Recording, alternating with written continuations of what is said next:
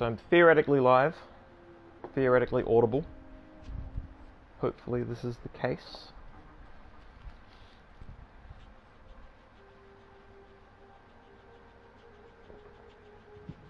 Clear for audio, excellent. Alright, yes, it is Monday night, SciFiAIguy, Monday night Twitch stream, where I play sci-fi games with AI themes.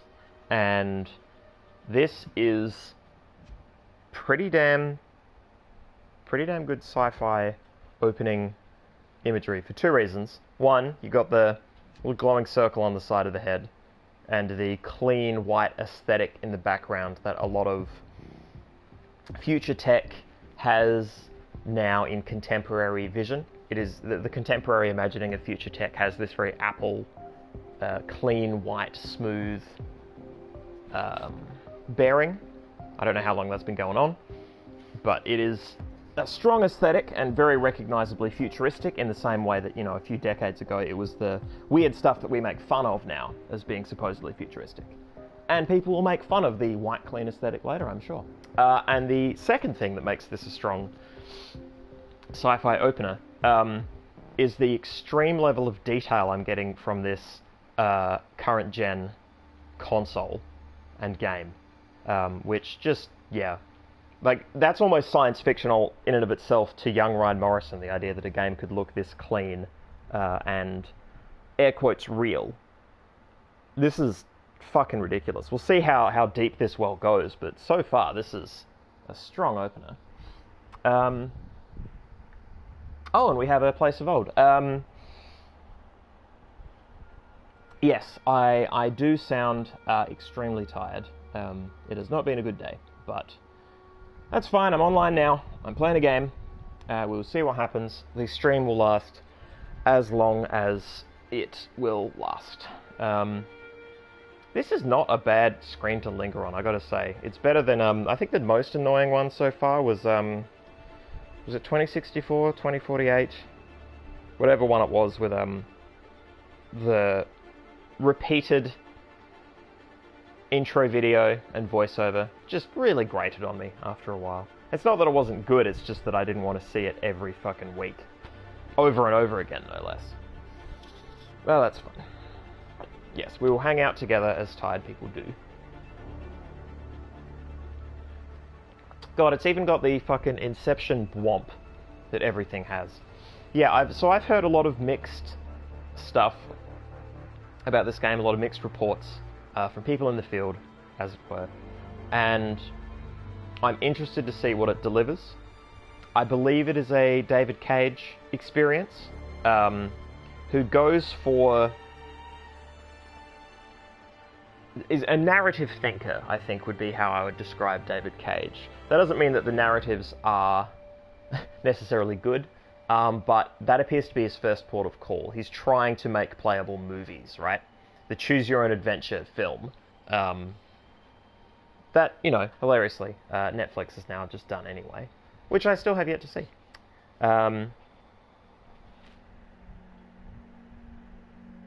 Oh, are we playing the racist drinking game? I didn't even think about drinking. I will not be drinking any alcohol. It would not go down well tonight, I feel.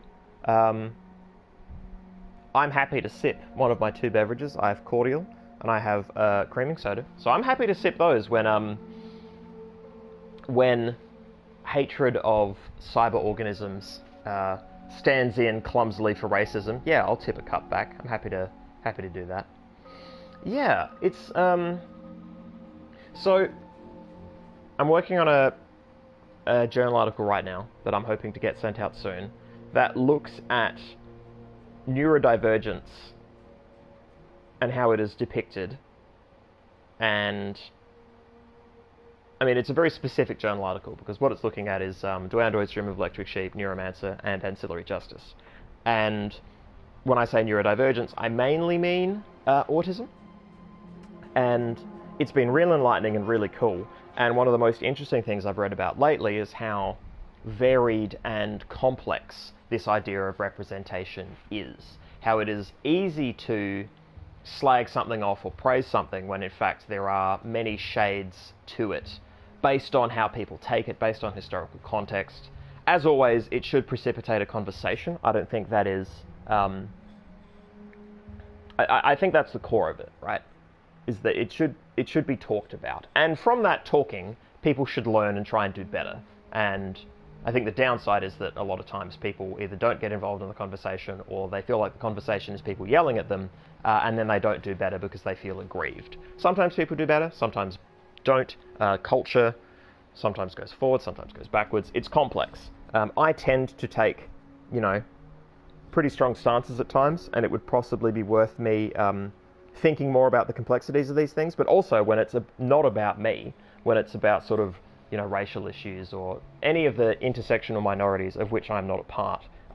My first instinct is to listen to the people who are aggrieved and be like, oh, shit, they've been aggrieved, and take that seriously and move onward from that. Bandersnatch, that's the one. Yes, Place of Old. Yeah, no, I'm up for some Bandersnatch tomorrow. I'd give that a go. Oh, we also made a misogyny drinking game. Okay, cool. All right, well, it has been past the 5-minute mark. I say we kick into it. I'm going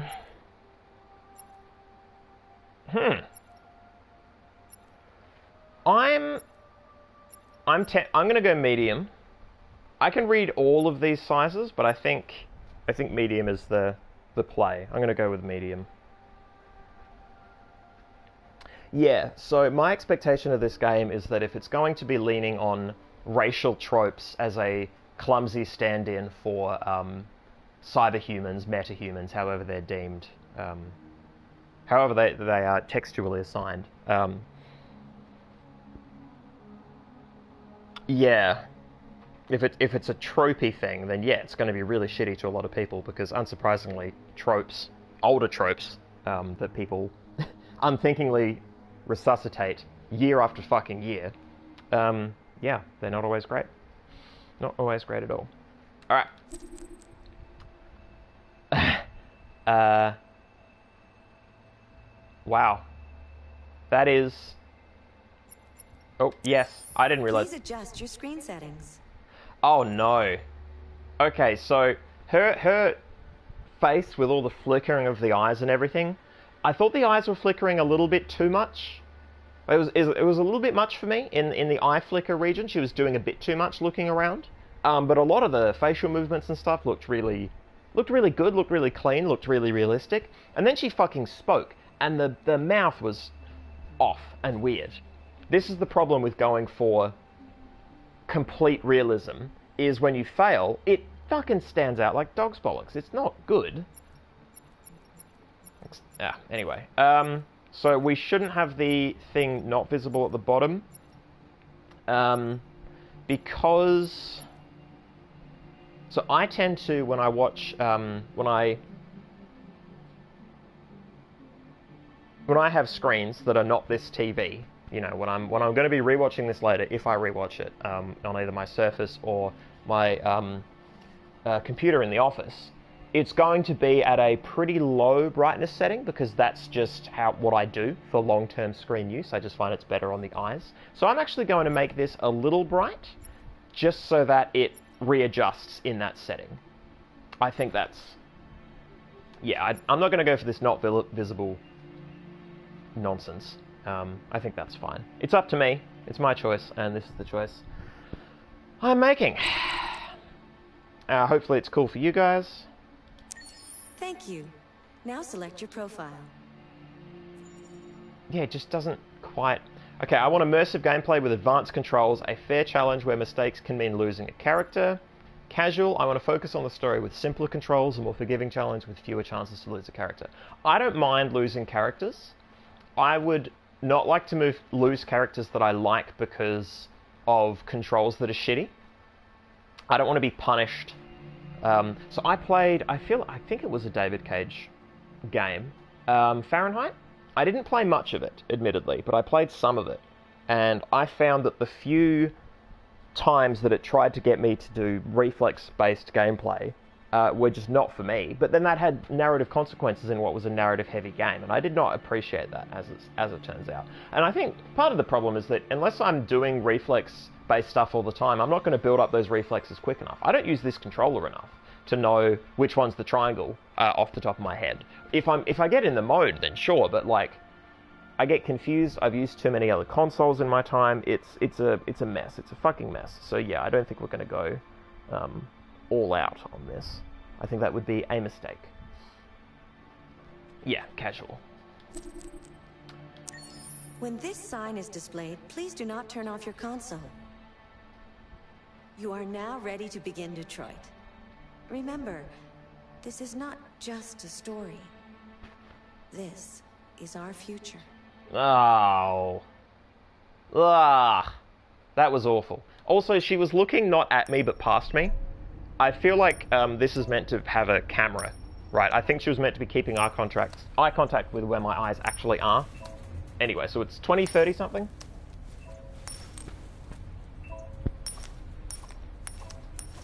Okay. Liberty. Let's make sure everybody sees that. It's very important. Negotiator on site. Repeat. Negotiator on site. Move using the left stick. Okay, so interact using the right stick. I don't like that at all. The interact using the right stick is weird. Okay. So, Carolyn Phillips, John Phillips, Emma Phillips. So, facial recognition allows me to look up either the file that I have, because I'm the negotiator, or this is just internet information. And it's a sort of holographic photo. Oh, this is also the look around... Okay. Oh. Yeah, see, now I kneel down, Please, and now nothing's happening. You gotta save my little girl. Wait. You're sending an android? All right, ma'am. You need to go. You can't do that. Why aren't you sending a real person? Don't let that thing here. Okay, so they're being, Oh,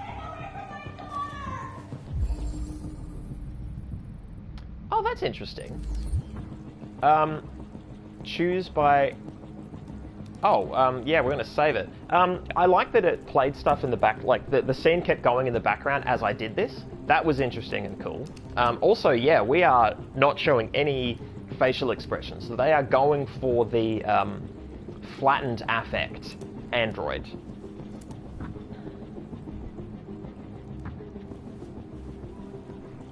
Yeah, I don't know if I'm meant to be flicking the stick or holding it down when it comes to interacting with things. Maybe that's my problem, is I'm holding it down and that's wrong. Find Captain Allen. Okay, so I have camera yeah. The camera's weird. I don't hold R2 to consult your objectives. Oh. There's Captain Allen. Okay. Or... Oh, hang on. Is it... Yeah, no, that's wrong. That's immediately wrong.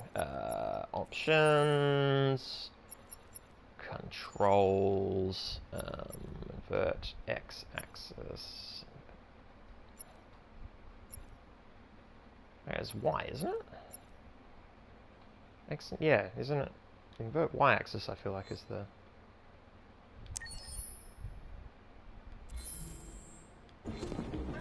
There we go. Yep, I thought so. Okay, so...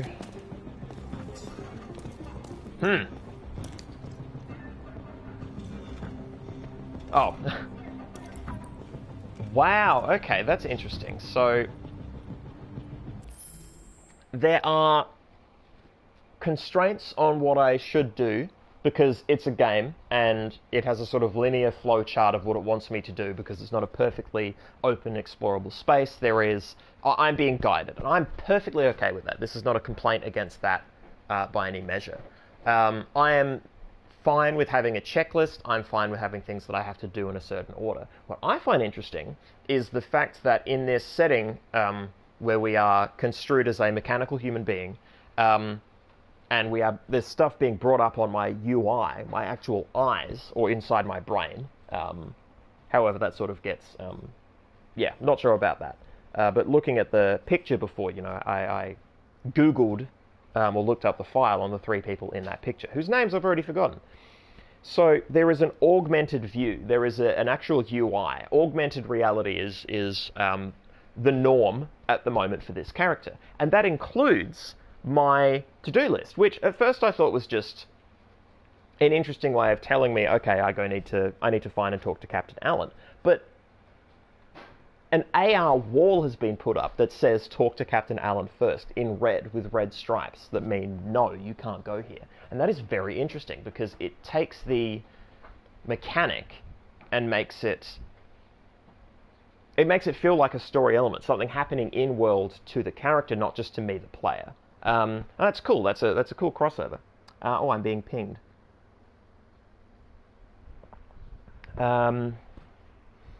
It's like self-driving cars. The human is supposed to have hands on the wheel, but they're going to react slow in an emergency.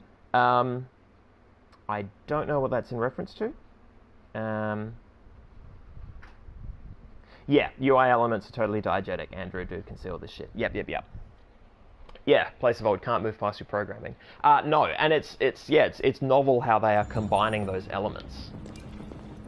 I don't love the controls. Piloting a person through what feels like a cutscene and not actually, like, I have left to right, but I'm not rotating around the character. That's not what I'm used to in third person. It's really disorienting, actually. I don't feel in charge. Or I do, but like, I feel like I'm drunk. Like, this is not what I expect from a situation. Captain Allen, my name is Connor. I'm the android sent by CyberLife. It's firing at everything that moves. I'm sure it's firing at everything that moves. I want to hear people talk. Only available in the main menu? Are you fucking serious? I want to turn the music down. The music is so loud. Alright, we'll resume, because we've got... Yeah, I'll wait till this cutscene's over, and then I'm fixing it, because this is terrible. I shot down 2 of my men. We could easily get it, but they're on the edge of the balcony. If it falls, she falls. So it is the... Oh, I see.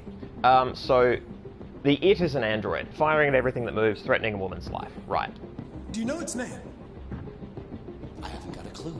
Does it matter? I need information to determine the best approach.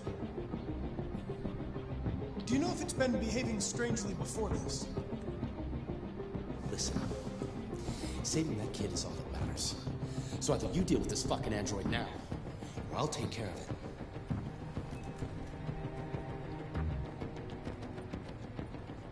Okay, so I did not get to ask... Okay, I did not get to ask more questions than those 2. So again, it's the narrative experience of I just pilot through what goes on around me and I just have to deal with shit.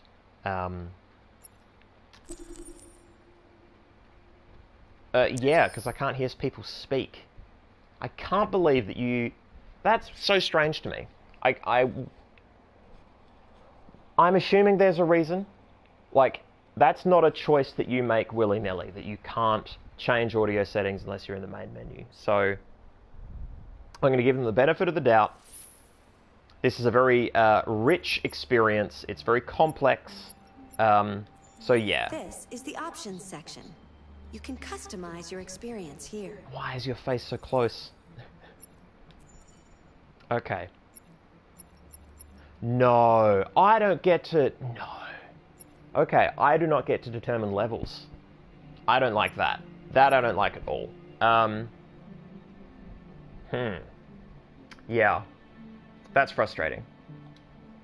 That is frustrating to me. Alright, TV large it is. Your parameters have been saved. Okay, so far I've been frustrated more than wowed. I also accept that I did not come into this, you know, with an even keel. So little things were always going to piss me off. So, you know, I'm certainly not going to frisbee this disc into the bin purely because today's not the best day. But yeah, I am finding parts of this experience abrasive so far. But hopefully, with the sound a little bit better, and maybe if I just learn to, you know, let go, press pause a lot. Okay. Wait, did I fish? Did I save the fish? Yeah, I did not save the fish. Okay, kneel down. Yep. Save the fish.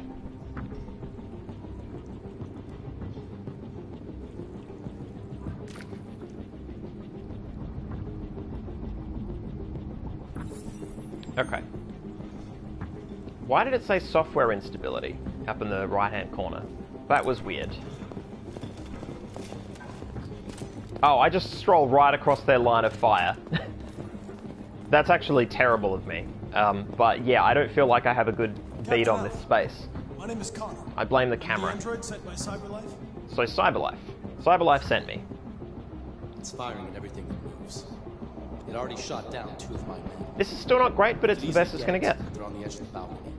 If it falls, she falls. Oh, deactivation code? Have you tried its deactivation code? It's the first thing we tried. Do you know if it's been behaving strangely before this? Listen, saving that kid is all that matters. So either you deal with this fucking android now, or I'll take care of it. Okay, so it's still 48%, so that's not based on what I just did. So understand...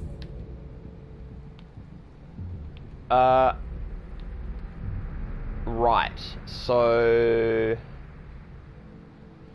Okay, so the fact that it presented those two on the screen, it made me think I had to choose, that I had a binary choice between understanding or saving the hostage, and if that's the case, I'm going to save the hostage, right?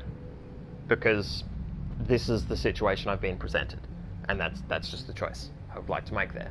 But I'm actually meant to do both, I think, because, you know, I'm a negotiator. I'm here as an android to talk to another android. That makes sense. That's fine. So I need to locate the hostage, and then there are the other 2 points, and then there are 2 points as well under understand what happens. So the game is at least letting me know that there are X. Well, no, that might not be true. It might just be that there are always 2 slots below to represent unknown, which would be strange. So I'm going to take it as a read that I need to find 2 things for understand what happened / 2 things to save the hostage, or 2 things that I can do to save the hostage. So it's possible I could just preference the hostage.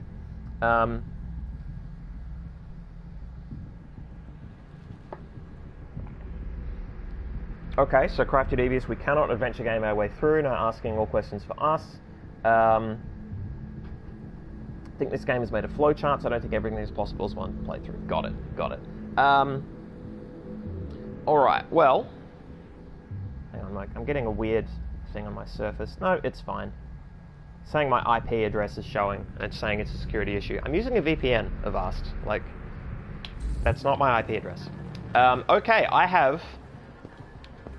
to just wander around and analyze shit, I guess. Move the... What? Help analyze, okay. Black Hawk, 17 rounds, okay. And then... Oh, no. This is also inverted. Like, it's inverted the y-axis for everything. Okay, that's very strange. Oh, and now I press this to, hang on, to reconstruct. Okay. Use L2 or R2 to view the reconstruction?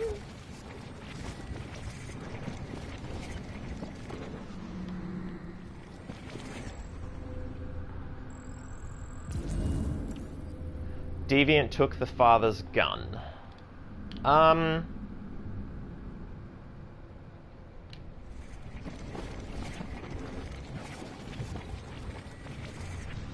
So, yeah, okay. the lengths they are going to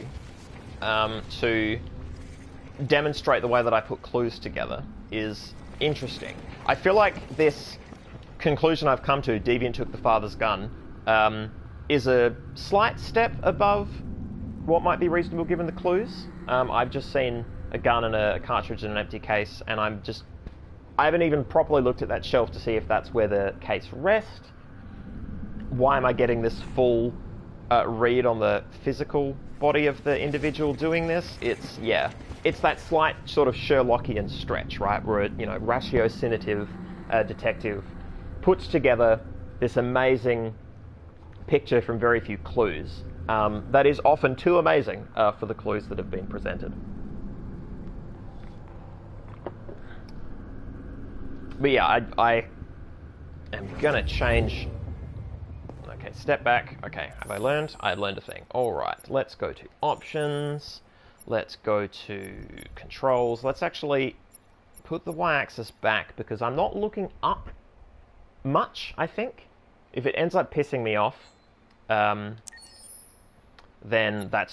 I'll just have to change it again. But I feel like there's going to be a lot of me zooming in on stuff and then moving the right stick, so I want it to be the controls that I like.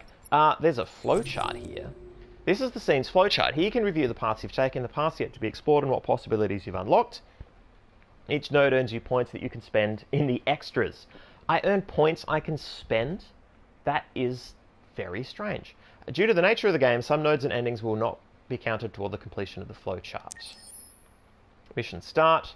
Okay, so I saved the fish, which did something. Investigate gun case.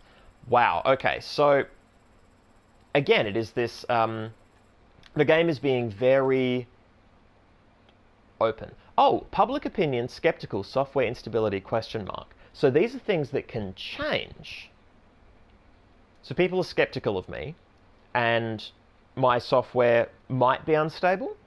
It's weird that that's up for grabs as a concept. It's weird that that's being presented. It's novel. It's of note. It is noteworthy.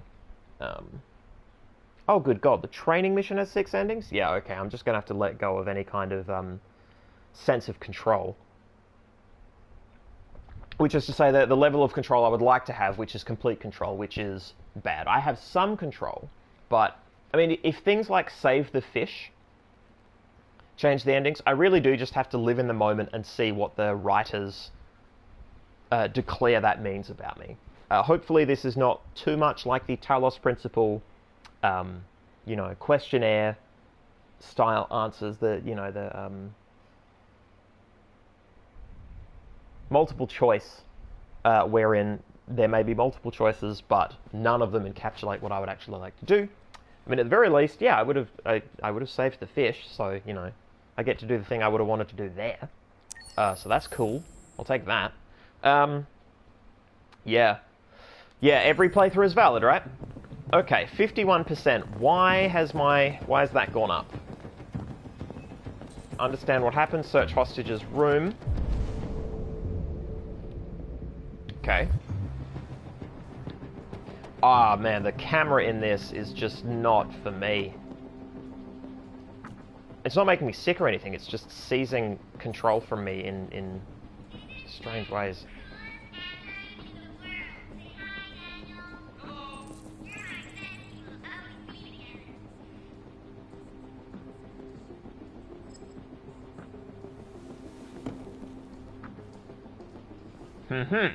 Okay. You've unlocked a dialogue or action, often beneficial. Okay. I mean, again, this is the tutorial, so it's possibly holding my hand a little bit with some of this stuff, in terms of what it shows and explains.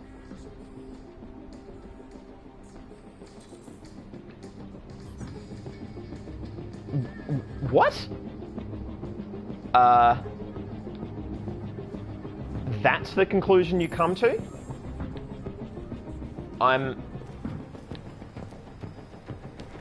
Is there anything this way? There is. Okay, cool.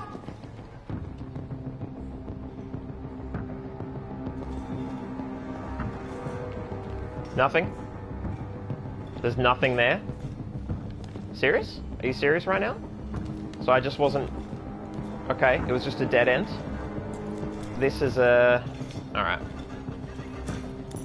I do not like that the camera just does what it wants. Examine the victims. Okay, nope, there's victims. Cool. Analyze.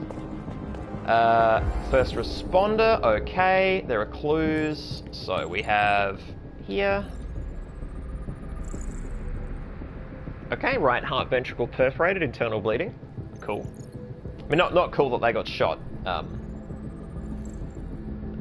Cool that we can look and, you know, figure that out. I don't know enough about medical stuff to say whether that's improbable, so I get to say that it's cool. The benefit of ignorance. Gunshot residue. Let's stiffenate, antimony sulfide, only one shot. Okay, reconstruct.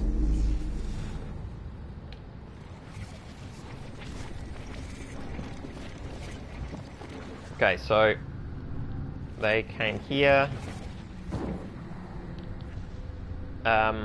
Oh, it's incomplete. So I don't have a... Okay, see, I'm not getting the option here to press triangle. Yeah. Interesting. Okay, so I need to analyze more. I mean, if this is the whole game, me going room to room and putting together clues, and then acting on them, I'm not against it. Like, I'll take it.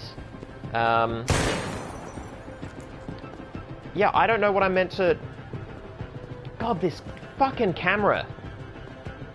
Jesus. Okay, analyze some clues.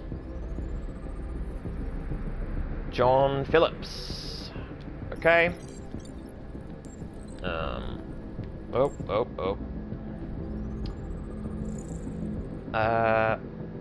Okay. Pneumothorax.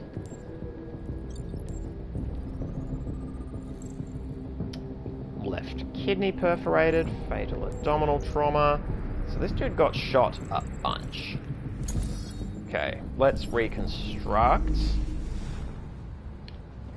Reconstruct incomplete.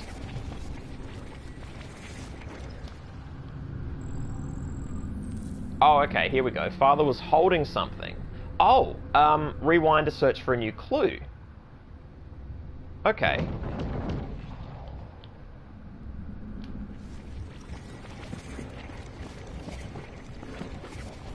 Father was... But I don't get the triangle again at any point here. Okay, so but I'm looking over this way now for what got thrown,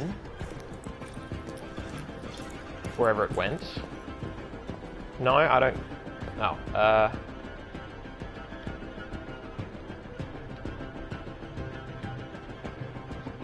is that just because they took all this time to render a Buddha? They thought it'd be cool if I could see that? Okay. Thanks, game. I mean... So what did he throw? I don't... Holy shit! Cover me while I flash man down. Now peek and down. What's immediate evac? Okay, so he threw something. I don't... Like, the scene is progressing, but I'm not being allowed to do the stuff I would like to do. Yeah, reconstruct this again. Okay, there it is. Like... That is... Yeah. Yep, of course, cool. But, like, I wasn't able to turn the camera that way. Oh, I was. Okay, so now I'm allowed a 360 view. That would have been cool to know before. It actually would have been cool to have this entire time, David Cage. I actually would have preferred the ability to, like, I can't... yeah. Take it. Have a look at it. Find out what we're dealing with. Okay. It's a pretty strong reaction. Okay. So that's also another slightly frustrating trope, but given the ratiocinative detective approach we've been given here as a gameplay choice, I understand why it would be the case. Also, it ties in to a very gameplay mode of thinking, where you are calculating odds of success, right? So there's all these, you know, I say there's all these, sorry, my language is fucking brains all over the place today. I have seen many examples of robots, androids, AIs, being asked to calculate the chances of something in sci-fi texts. And they just rattle off a number. And we hear this, and we have an emotional reaction to that number. I haven't dug into this too deeply, I haven't done a lot of research, but it's common enough, right? And it comes from this assumption that because they are computational beings, and they can measure the world around them, they can come to these absolute truths. And that's at the root of a lot of the thinking of this sort of computability of consciousness. Certainly in media, at the very least. And we're doing it here now in a game, and I believe it more in the game, in the sense of maybe it is actually rolling some dice. It probably isn't, because it's a narrative thing, and it's going to be based on the flowchart, not based on an actual, you know, diplomacy check made by my character. But yeah, it's interesting that here it's relevant, and I'm more okay with it than when, you know, the ship's AI in some space opera says we have a 76% chance of survival. Like, internally, like, what is that based on? Like, what are the variables? And also, how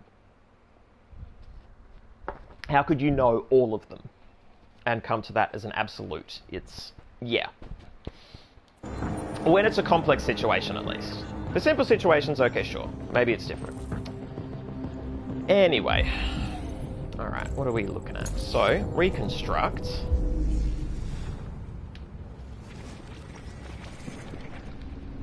So, I'm meant to be looking this way. Okay. I'm meant to be looking there at that. Hostage witness that... How did you put that together? Why do you know that? I'm so confused as to how you came to that conclusion. Cop. How, though? How do you know that?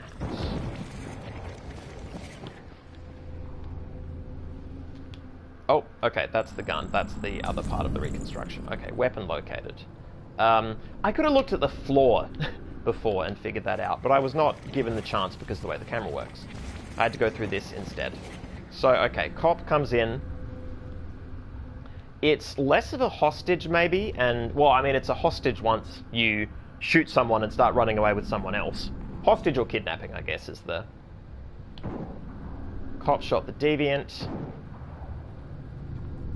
Hostage witnessed the shooting. Okay.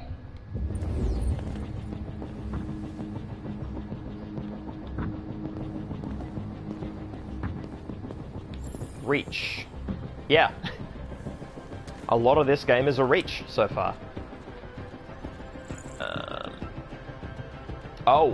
Androids are strictly forbidden to carry or use any type of weapon. Okay. We are immediately put in the position of establishing a moral and ethical position for our character despite knowing very little about them. So I guess, given how cinematic this is, the question becomes, what kind of movie do we want to see? What kind of character do we want to be at the start, right? Do we want to be the android who wants everybody to get along, which means you steal the murder weapon, or you steal a weapon, thus possibly less. I mean, the android's shooting people, to be fair. Android's already in deep. Oh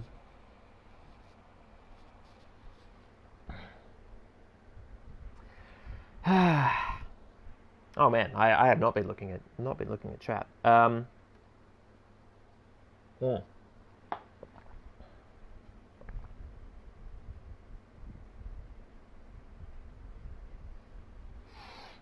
Good call on jealousy, Crafty.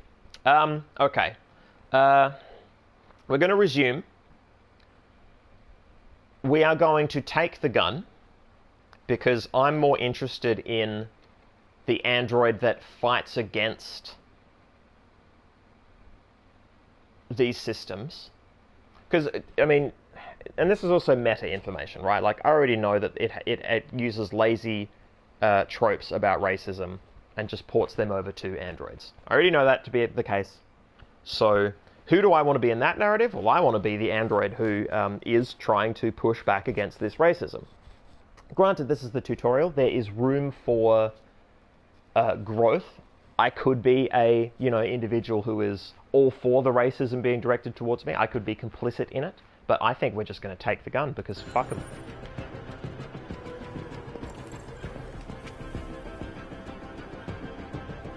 Okay. Oh, look at. I didn't even mean to do that. More androids, less work. Okay. I didn't get to read that for terribly long. Can I look at that again? No? I've lost my moment? Alright, cool. Don't stand there. Okay, so... oh, every second counts.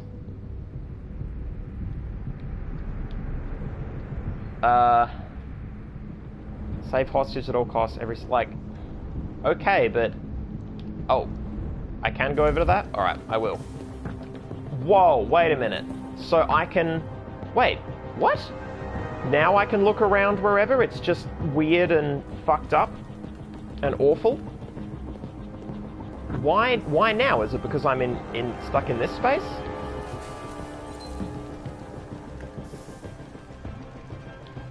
Okay. That cop is alive. I saw his leg move.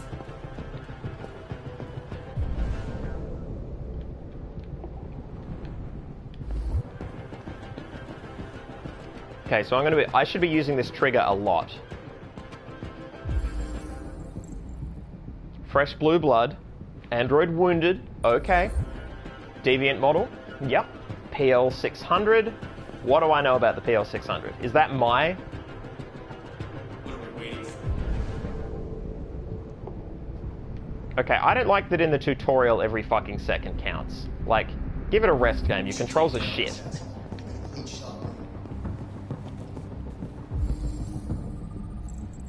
Child-sized shoe, colourful model, human blood traces. Hostage could be wounded. Okay. Also, I like that I'm just, absolutely destroying this crime scene. Just fucking tearing it up. Oh, what did I miss over here?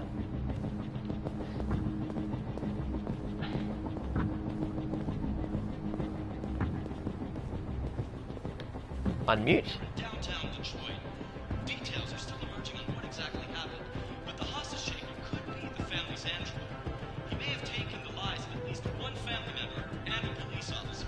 If confirmed, this would be the first case of an android deliberately taking human lives. By all signs, the SWAT team are preparing for an assault, and it's been just over an hour since the little girl was hostage. Like, it loops when he says "and." That was very poor. Whoa, what? Why? Whoa! Whoa. What the fuck are you doing? You gotta talk to her boy. What was... What is happening? What triggered that? Fuck it, we're going outside. I guess we've improved our chances enough. Stay back! Don't come any closer or I'll jump! No, please, I'm begging you. Oh, the circle's turned red. He's in angry mode. I mean, he's standing very confidently, literally on the edge there. Hi, Daniel. My name is Connor. How do you know my name? I know a lot of things about you. I've come to get you out of this. How do you know my name is weird? Like, why is that? Gain Deviant's trust, approach slowly. Okay. I'm not going to hurt you. I just want to talk and find a solution. Talk! I don't want to talk. It's too late for that now. It's too late. Are you armed? No. I don't have a gun. You're lying! I know you have a gun! I'm telling you the truth, Daniel. I came here unarmed. I know you and Emma were very close. You think she betrayed you, but she's done nothing wrong. She lied to me! I thought she loved me. But I was wrong. She's just like all the other humans. Daniel, no! They were going to replace you, and you became upset. That's what happened, right? I thought I was part of the family. I thought I mattered. But I was just their tool. Something to throw away when you're done.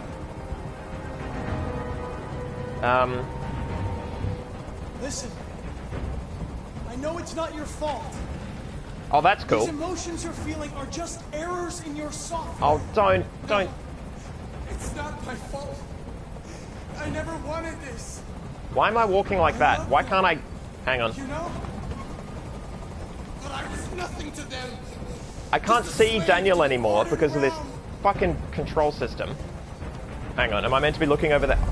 I can't stand that noise anymore. Tell that helicopter to get out of here.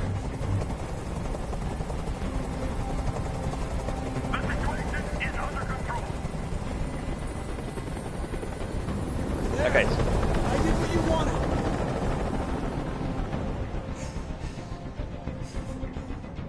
You have to trust me, Daniel. Why am I not looking at Daniel? Go, and I promise you, everything will be fine. I want everyone to leave. And I want a car. When I'm outside the city, I'll let her go. Sacrifice self. Whoa, what?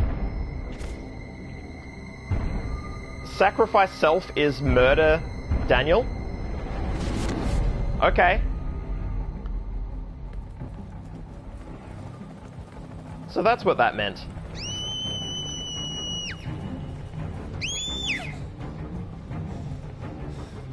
Okay. Software instability, letters appearing up in the top corner. Okay. Right. So what have we learned? Well, the controls are fucking trousers. So that's a shame. Alright. Connor died protecting Emma? I mean, he did say sacrifice self. Do I have to start again? I'm an android, so maybe died is, you know, a strong term.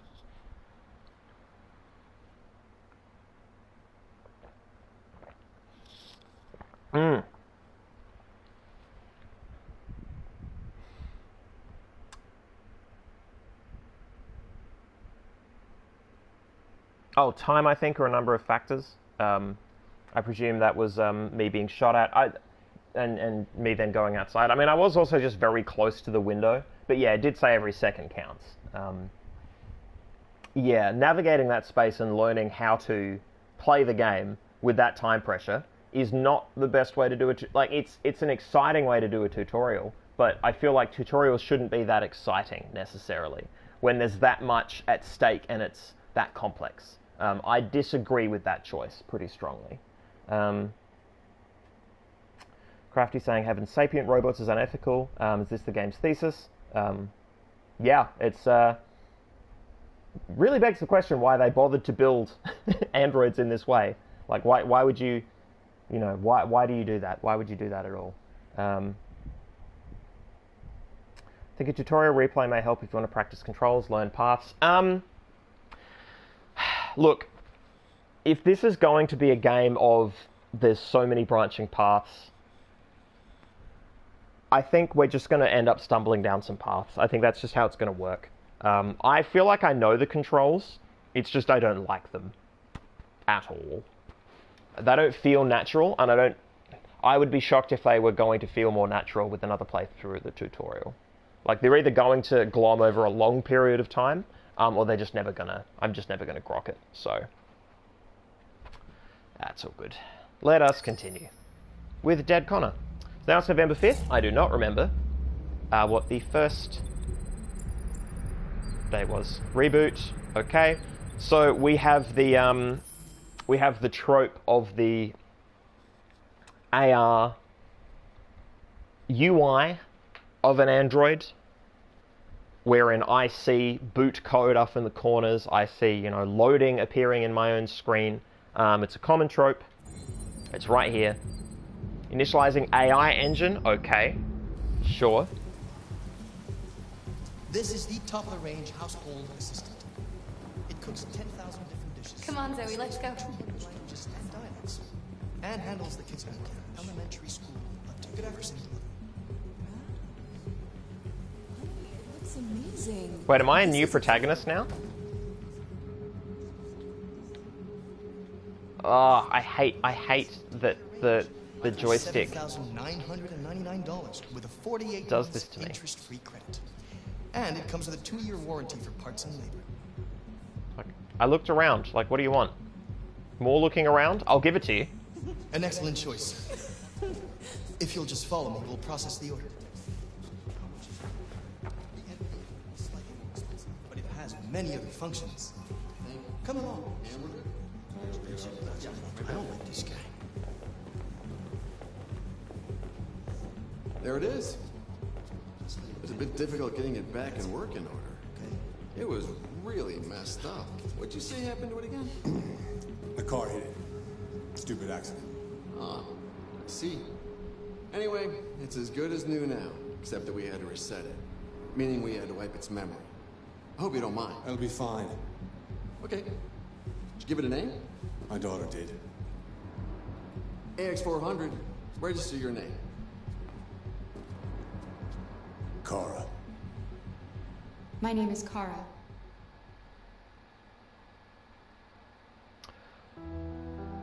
Okay. So either we're not Connor anymore, or we are both Connor and Kara. I suspect, though, that we're just Kara.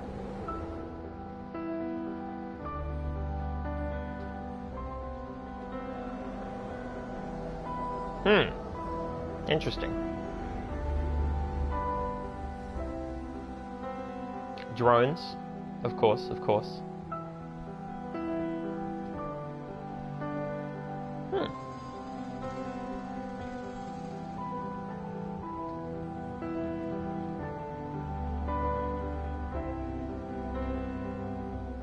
Yeah, they've captured so much subtlety in human facial movement. They've just not captured mouths. Which, you know, they had a goal. They got closer to the goal of, you know, realistic human faces than anything that I've seen. But I'm happier when people don't even try to shoot for this goal, right? I prefer stylized over realistic. Lost my job because of androids helped me. Okay, so we've got the job loss plot aspect, the worker displacement due to automation.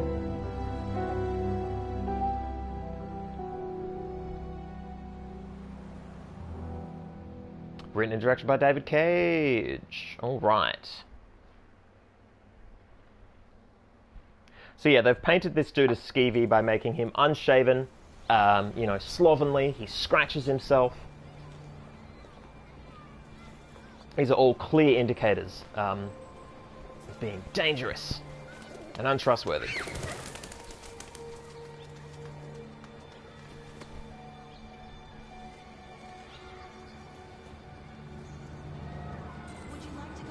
How many fucking... I am gonna play a lot of characters. Okay, I was not aware of this. Had I done any research for the game, I might have been, but actually I don't like to do overt numbers of...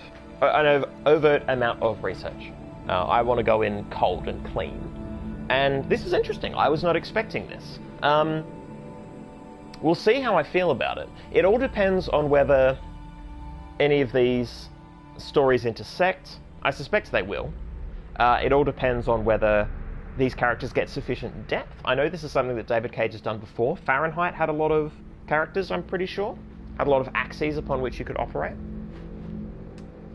Yeah, we'll see how it goes. It does mean that, I mean, it was mentioned that, you know, characters can die because of my choices. So, I've already murdered Connor, clearly.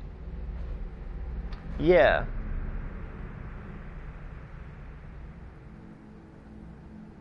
Oh, this game needs huge trigger warnings. Okay. Not cool. Here, let me help you. Hang on. Let me read. Okay, so this is why I'm reading these things. How CyberLife designs androids to coexist with humans. VR Bamorka reaches 1 billion users. Page 1. Oh, next. Hang on, what? Oh, I used the... world temperature increased by 3 degrees since 2000. Green Earth, climate change up. How the environment is changing America's society. No, I want to read the previous. Why can I not... What? Swipe? Yeah, I am swiping the fucking touchpad to interact. Thank you. Secrets of androids. How CyberLife designs its androids to coexist with humans. Designing androids that are easily accepted by humans was a huge challenge CyberLife had to overcome. Jason Graff, director of the humanization department at CyberLife, unveiled some of his design secrets in our recent interview. The first androids were perfect. They had perfect faces, perfect expression, and we soon realized that there was something disturbing about them that made people feel uncomfortable. CyberLife worked on ways to humanize its machines so they could enter our homes and become new members of our family.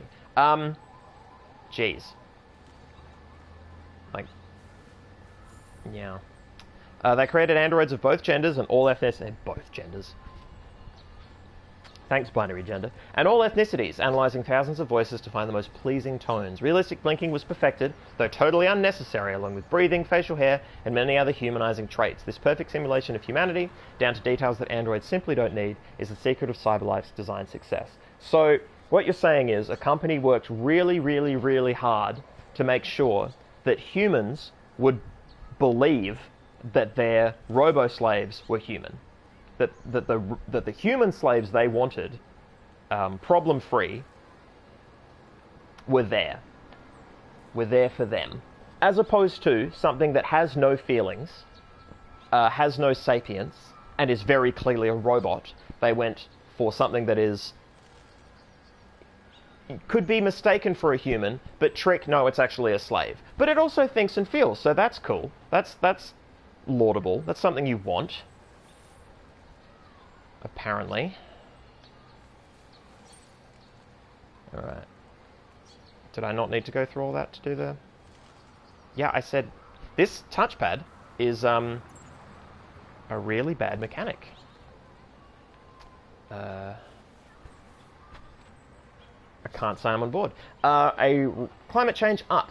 Oh, climate change up. Right.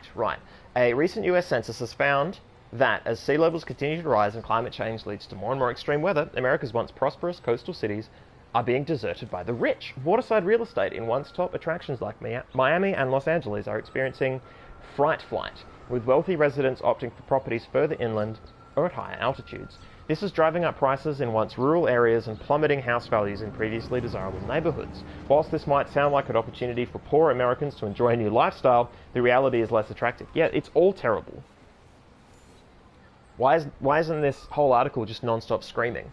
Coastal properties are not just exposed to regular flooding, hurricanes and other climatic weather.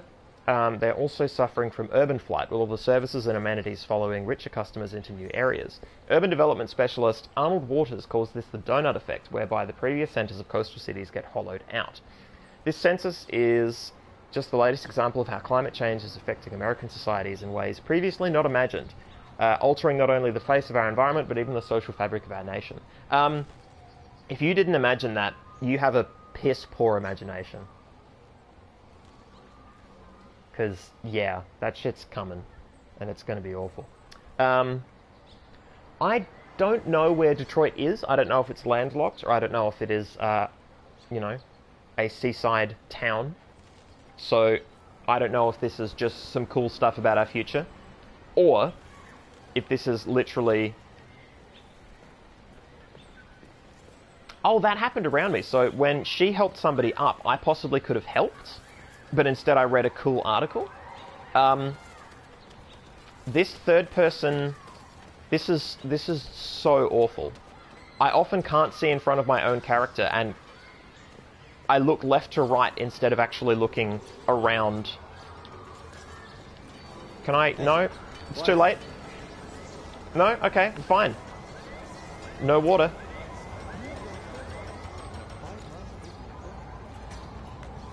Oh wow, so I could wait for green light. I could just get my android killed here, I suppose. My android friend.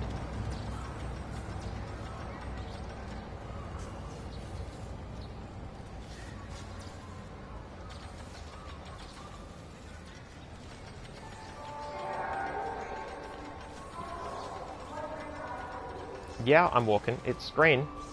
No, I can't. What? Okay. R2 to use GPS. Okay, cool. Let me do that then.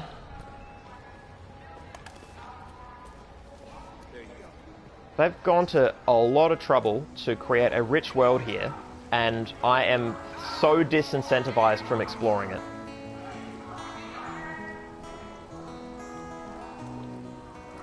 It is like being underwater. It's gonna fucking drive me crazy when I'm looking at clues or whatever, but I have to invert it, because this navigation is the fucking blurst. Hot damn. Hot damn. Like, I can't... Oh, Cyberlife. Get yours today! Assembled in Detroit. Oh, and then it zooms in again. That's what I absolutely didn't want. They mind our children. They care for our own.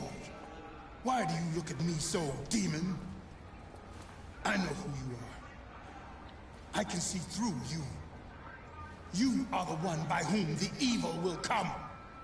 You are the one who will destroy Detroit. So is this meant to be a, We can no longer live without these slaves obeying our every selfish Yes. desire. Yes, let's have a black preacher declare androids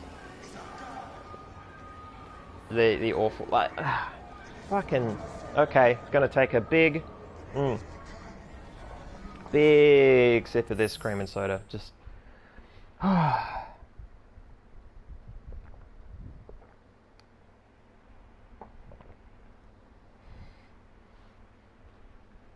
Oh, thank you, Crafty. Detroit is inland by Lake Michigan, west of New York. I see.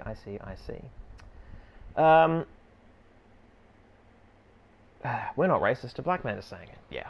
It's...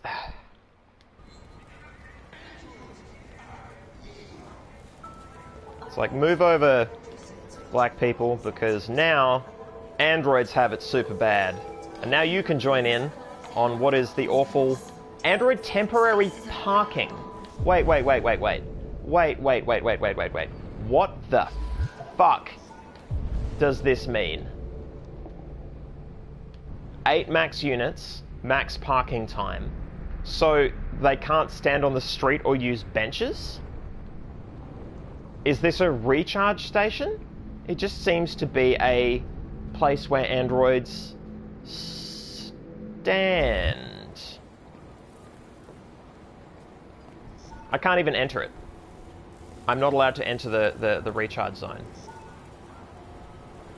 Why? Okay.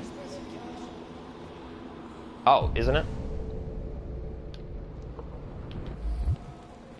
Sorry, I didn't know because the UI is awful. Wait. Oh, okay. Okay. Close, but not quite.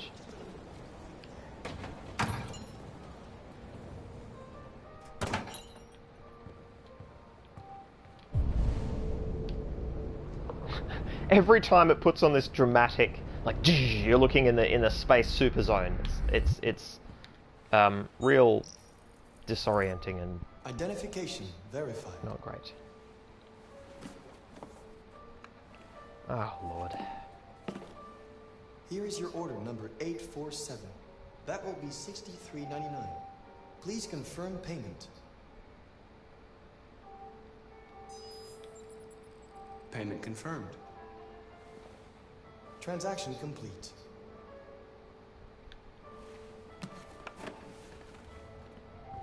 Yeah, I don't like that either, where it's like, if you flick the... Oh, bus. Time to sit at the back of the bus.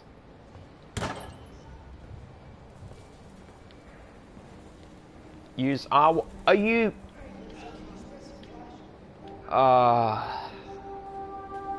You couldn't just let me rotate the camera.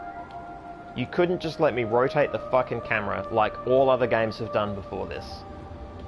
Why is it more okay? How could you possibly think this is more okay? I am flabbergasted.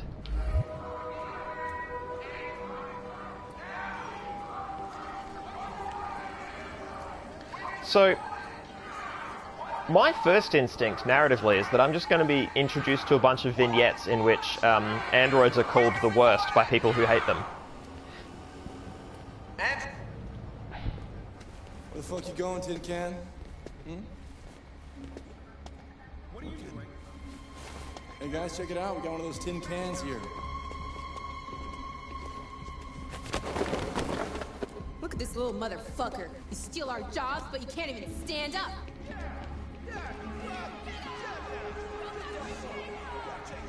Okay. Yeah, I have to remember what controls are what, like...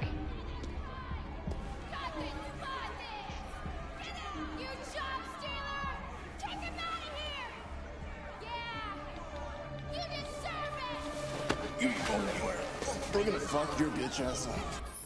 So, quick note, I had to hold down L1 and then I had to push X a bunch of times to charge up to get up. So I think that's meant to that's meant to be like a gameplay hand movement way of representing the extra effort it takes to get up under these conditions. Which, okay. I think I respect that, I think. I respect that choice. And the choice respects it. It's enough. Alright, I guess I'll stop racism. Let us I teach this guess. bastard a lesson. Damage it, I'm gonna have to find you. Oh, it's gonna cost you money. But I Take need... your job next. I see you like it. Okay. Let's go. Run along.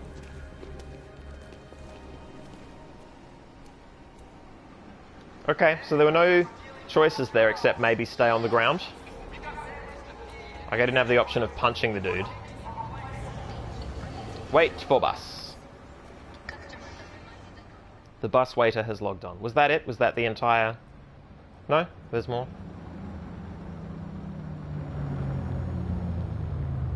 So much effort went into rendering this space. And it's just a spot that I strolled through. Like, I guess... The android compartment.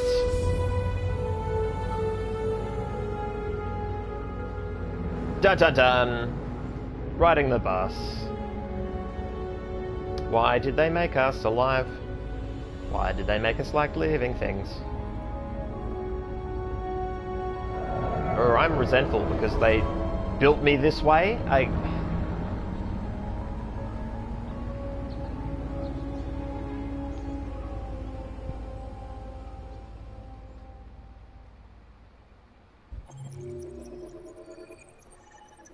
Okay, so there is a whole other... Marcus took the bus. Marcus could have done something else in the park.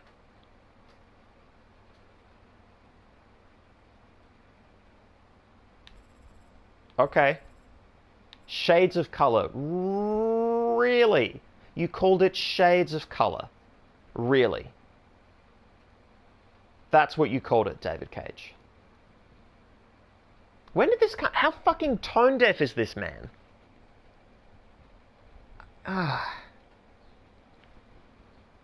If his next game is not a protracted apology, then fuck him. Fuck that dude. What the hell?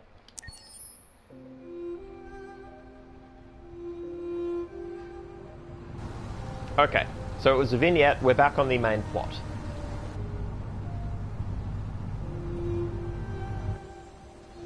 Now, I feel like Detroit is a place that has fallen on pretty hard times. Like, in the real world, in current, now, contemporary America, I feel like Detroit has problems. I feel like that's a thing. Am I mistaking Detroit for another place? Because that feels like, again, a very obvious choice that has been made, and I'm interested to see what happens with it, but I also lack the full perspective on what Detroit's problems are right now. Aside from the problems that all of America has, I suppose. There we go. Oh, you guys already saying it. Interesting. Detroit sucks now and used to be a booming automotive hub. Cool. Thank you, Crafty and Place. This was mid-2018. Wow.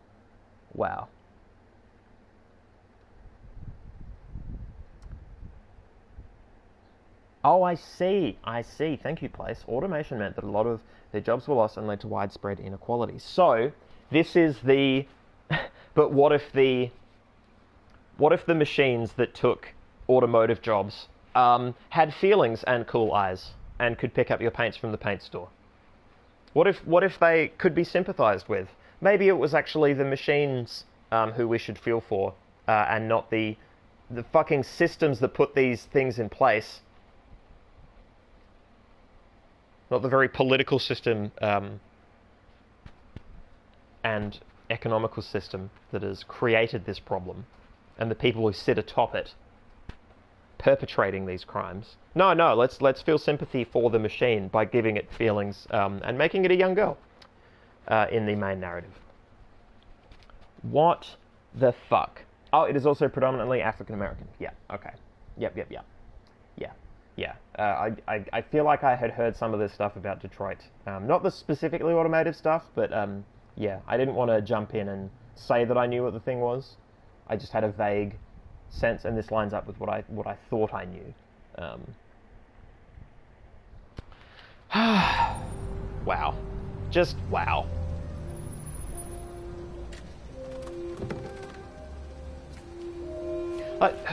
What's the intended audience of this? Right? Who are you educating with this story?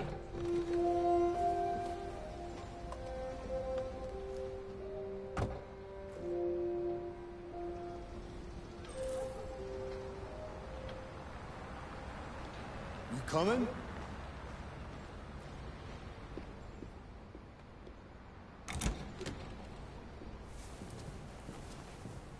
Can I switch the camera angle mid? No, I can't mid cutscene. 2 weeks, so the place is a mess. You do the housework, the washing, you cook the meals, and you take care of...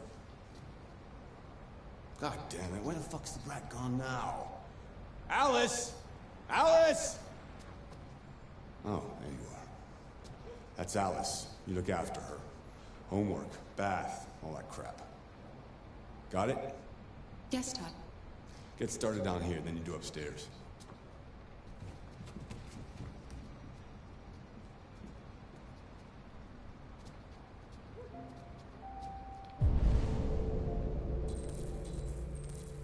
Like, okay, so I get the idea of a text that says, what if you were the servant and not the person profiting from someone else's servitude, right? I get the idea of having a text that educates people on that front. But then placing it in a contemporary area where automation has put people out of work is actually just fucks up your whole message. Actually just fucks it clean into a cocked hat.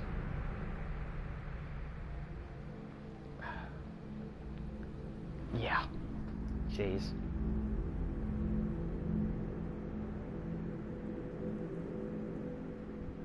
Yeah.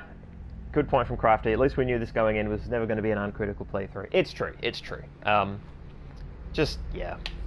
Like, it's not that I don't care about these characters, but oh my god, these controls.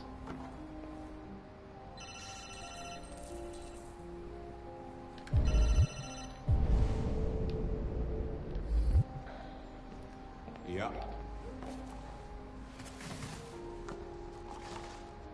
Maybe. Depends on what you need. Take the trash out. Is there more trash to be collected? There is. Okay, let's collect trash. I can get that. Yeah. I'll bring it tomorrow. Oh, coffee table. Okay. Yeah, same place. You know.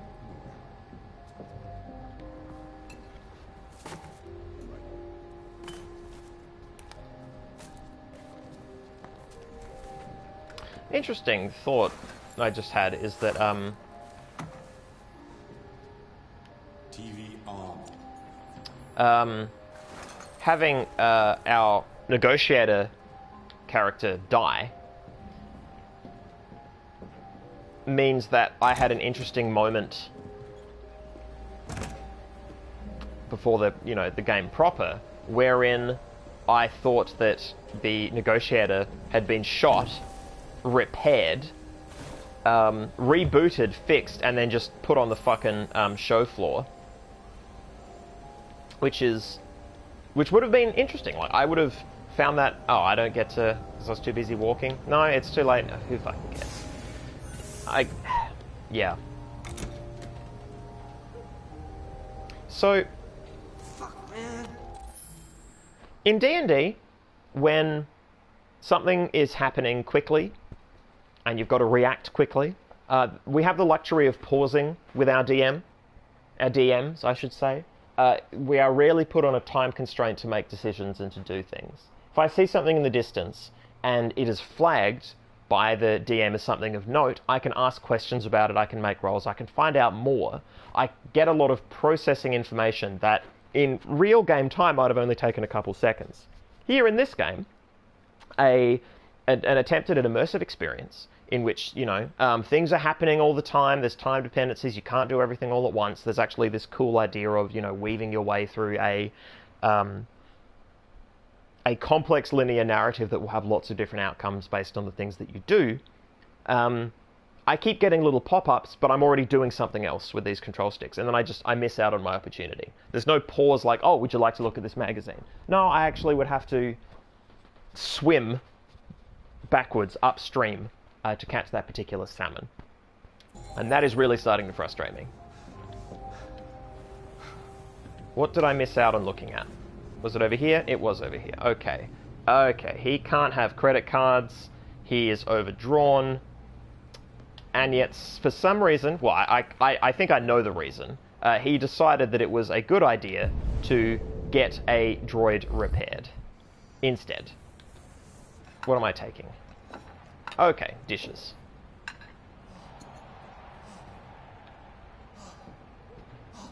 Collect dishes, wash dishes. All right.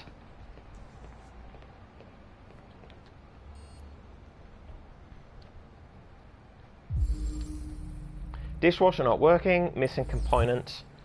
Order processing. Component ordered. He can't pay his bills. And I'm just ordering him parts? That's great.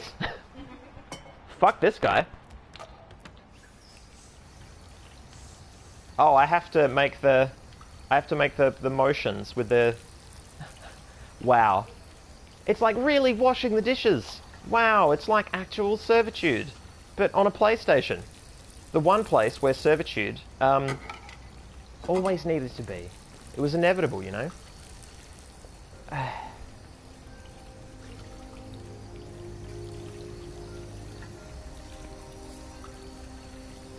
It is Alice. Wait, so hang on. All that stuff about software or whatever in the corner, like software errors or something flashing up in the... What was that about, then, if I'm not playing the same character? Unless it is meant to be like a hive mind of software updates and it applies to all of them. Which could be true. Which could be true. Maybe that's a plot point. Oh, I have to do it again? Okay, cool. That's great. That's the best. Yes, Todd? Bring me a cold beer. Right away.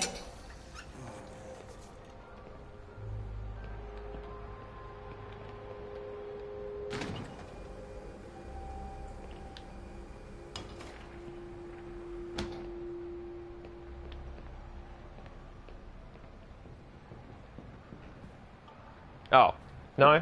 Okay.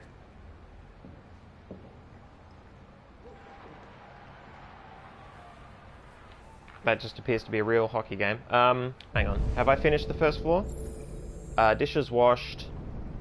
Activate vacuum cleaner. Check the backyard. Okay. I don't know what these... So that's...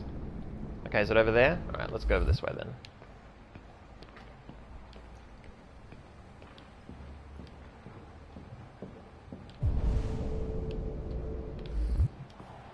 Oh, it's something to read. Okay.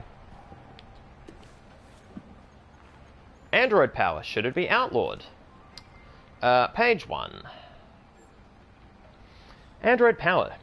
In its third game of the season, Android pitcher X67 threw a pitch that broke the 120 miles per hour mark. The human batsman wasn't able to swing until after the ball had already reached the catcher's glove.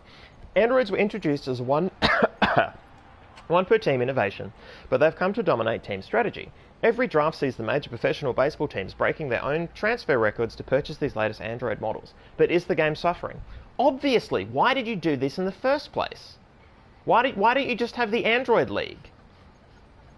Who the fuck thought was... Who...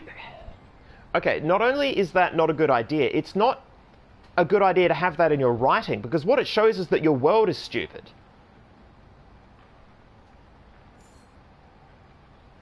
Jenny Waterfield, head of Fanzine Home Run, says fans are becoming disenchanted. The magic of sport is seeing the limits of human potential. A machine breaking these kinds of records just isn't exciting or even surprising. But not everybody agrees. Christopher Lennox, a baseball pundit and ex-pitcher, thinks androids are making games more exciting. These machines are shaking things up and pushing players to do even better. The game can only survive by evolving. That's terrible. You could have just had the Android League. And then Jenny Waterfield could be saying that, you know, people don't want to watch the Android League. They just want to watch the Human League. And then Christopher Lennox is all like, no, because now the Human League has something to compete against, but not literally in the same game, but in the same sort of media arena. Like, they have to find ways to bring fans back instead of fans watching androids fucking kick ass all the time. That's so dumb. Century, the transport innovation that's shaking up California, connecting the dots. Politics in focus. Are American senators really corrupt? China earthquake kills 10,000 people. Connecting the dots. Transport innovation. The new subtube completed its first journey today from Manhattan to downtown LA in under 2 hours, less than half the 5-hour flight time. The top speed of 1,800 miles per hour was made possible because the tube travels through a depressurized chamber, providing a near frictionless environment for its magnetized motors. For commuters, this raises the tantalizing prospect of finishing a long shift in the Big Apple and putting your feet up on the Golden Coast. California's property markets are reacting. Suburban prices have skyrocketed 64%. LA realtor Charlene Lowe says she knows where the new buyers are coming from. They're East Coast types, specifically New Yorkers. They see a chance to keep that NYC salary whilst enjoying an LA lifestyle, and they're scrambling over each other to take advantage. Real estate isn't the only thing shaking up. School places are rapidly filling up, and suburban retailers are racking up prices in anticipation of all those New York dollars flooding in. Long-time Californians are expected to be pushed out from the cities, which is why they've been protesting the new line. As one angry demonstrator put it, first Detroit takes our jobs, then New York takes our homes. When's it gonna end? Okay, so it's not just about... So they're setting the stage here in terms of what America is like in this future. And they're looking at things beyond just androids have taken our jobs. What they're also looking at is climate change and the idea of widespread, long-distance mass transit, changing the possibilities of how far people's reach extends in terms of where they can live and where they can work. And yeah, that would shake things up. Both of these things are massive shake-up potential things. I mean, the climate change things is definitely happening. This magical magnet rail, you know, is more on the edge of the science fictional. Not necessarily impossible, but I'm not aware of it being something that is currently being shot for, because the Boring Company and Elon Musk's ridiculous dreams are in fact stupid, and he should just catch the fucking bus. So I appreciate that about the world building, because it is framing this Android thing in a larger context that is actually about the future and things that the future changes. I'm ignoring the sport thing because the sport thing is fucking stupid. But the rest of it is, yeah, I don't mind that as world building. I'm okay with that because it is an updated context. Because if you look at something like the TV show Humans, the British one, which was a remake of a Swedish TV show, perhaps? Maybe Swedish? And Humans was very interesting. But by and large, the innovation was the androids, or whatever they called them. Okay, they had a different name for them. I forget what it was. Very interesting show. Some of it was a bit hokey. Some of it was very interesting indeed. I found it novel. It hews very closely to this sort of narrative, at least in terms of its basic concept. But it lacked the socio-political depth that this is shooting for, and fucking up in some degrees, like with the whole weird Detroit thing. So yeah, I appreciate that this world is a little more fleshed out. And I suspect this was because they wanted magazines that you could read and they needed things to put in those magazines. It could be that the world was fleshed out and then magazines were a way to convey it. But I'm going with the first one because I'm not giving this game a lot of credit on the first playthrough. As established, didn't have a good day. Fully accept that that is tainting things. Alright, where am I at? I've read the thing. Urgent tasks, report to Todd. Optional. Oh, optional tasks. Oh, fuck him. Oh, no, hang on. No. Oh, no, that sucks, though. Okay, so I want to be like the person who's like, fuck him, whatever.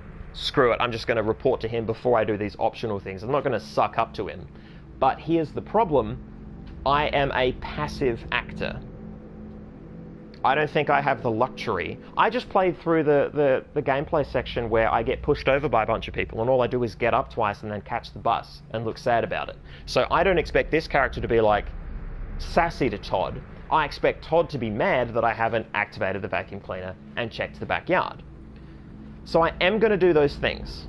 And I don't like that the game is putting me in that position. And again, this is the point of the narrative.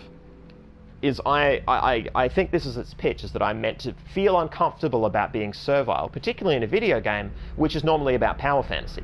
This is having power stripped away from me, in more ways than one, because the controls suck.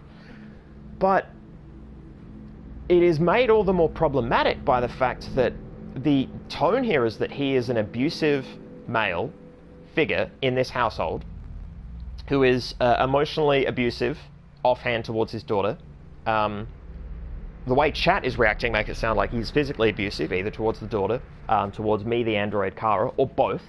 And so my instinct is not to create undue stress, because I don't really want to see a situation where she reports to Todd and doesn't do the optional task, and then he fucking, you know, whips her with a belt or something. Like, I don't want to see that. I don't want to be party to that. So what I have to be instead is super fucking servile as opposed to partially servile and thus insufficient. That makes me very uncomfortable. It is not great, game. Once again, it's like the Detroit automation angle, it's like the Detroit race angle. There was room here to explore the horrors of servility and functional slavery that they've just completely muddied and fucked up by adding in these other problematic elements that just make it a shit show. It just changes the tenor of everything else that's going on. What a fucking mess.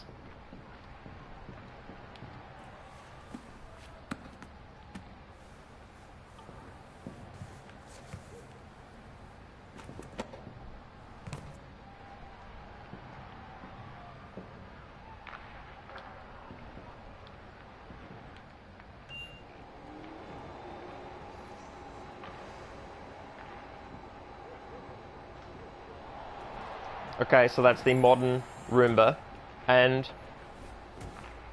okay, Alice, you better stop that right now.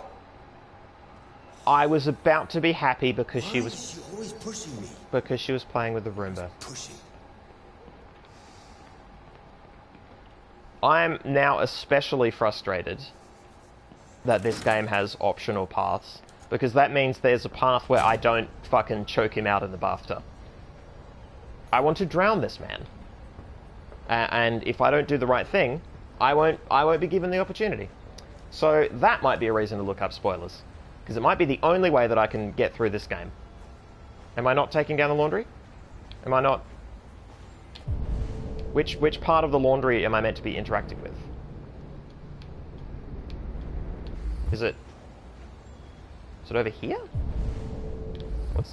What am I... Oh, this is look. This is be nosy. There's an alley. Why does that... Did I escape last time? Did I do a runner? That would be super... Oh, that's the basket. It's this tub. Okay.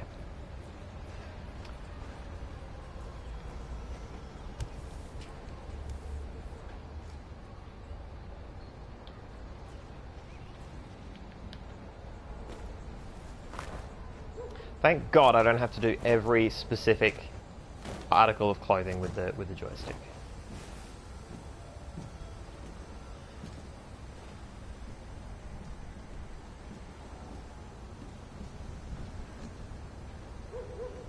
Okay.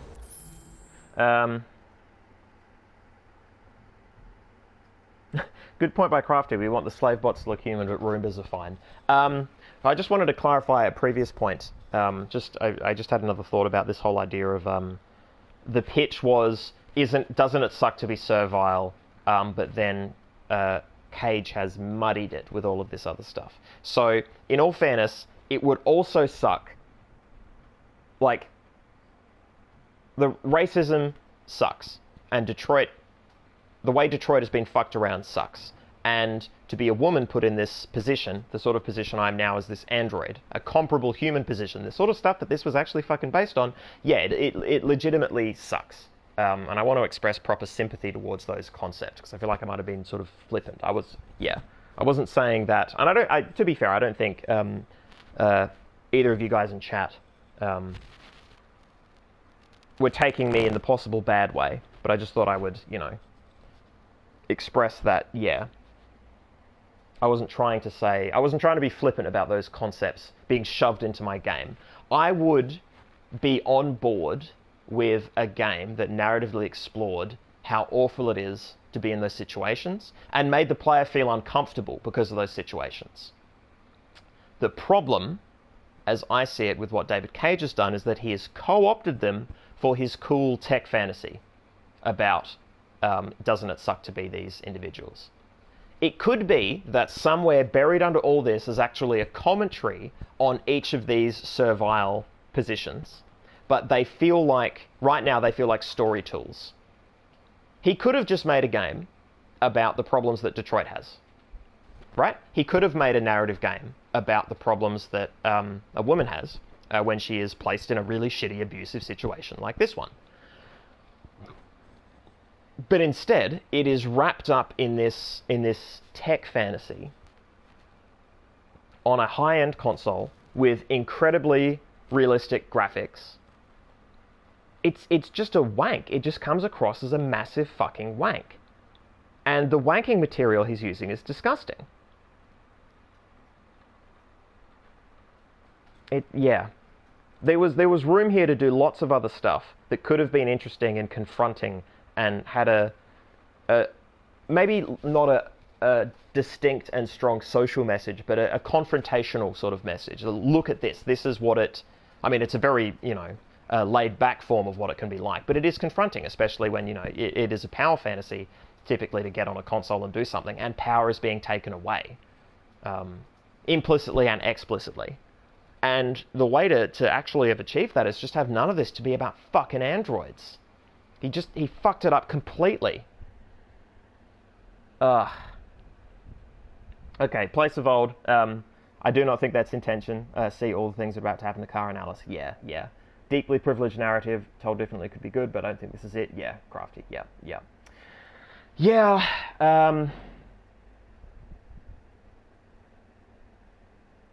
Okay, so Crafty is also saying that we're going to make the best choices we can, but we have to remember that the game's auteur apparently has a lot of unexamined misogyny and treat women like things whether or not they're robots. So, okay, there's not going to be a... Yeah, I can't farm for a good ending here. Oh, wow. I am so glad this game was on special. Holy shit. I'm glad it was pre-owned. I'm glad none of my money went to David Cage for this. Thank fuck for that.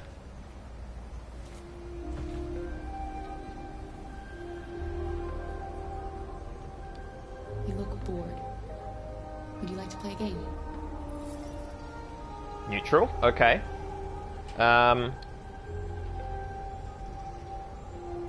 You like playing out here?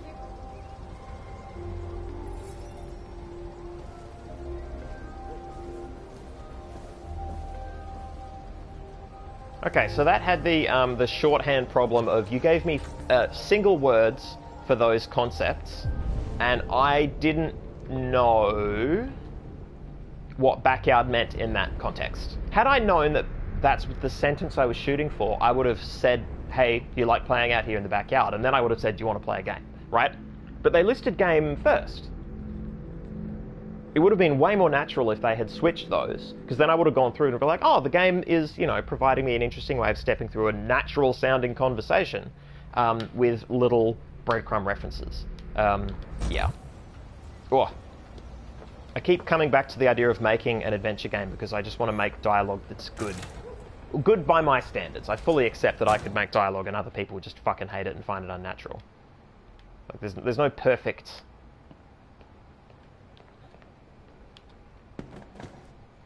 There's no perfect out. Yeah, I'm just doing every step.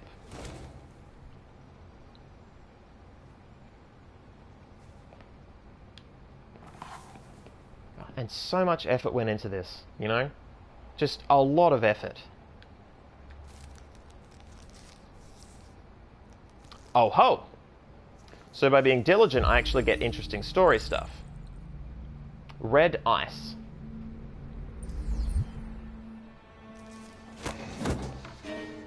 You shouldn't mess around with my stuff. It makes me nervous. I'm sorry, Don. You just stay the fuck out of my business. Unless you want to piss me off. You want to piss me off? No, Don.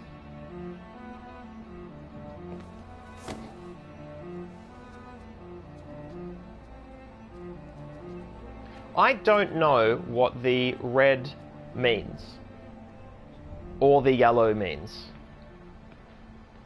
I understand that they are increasing states of agitation, stress, pain. Like maybe it is just meant to be a catch-all, but like...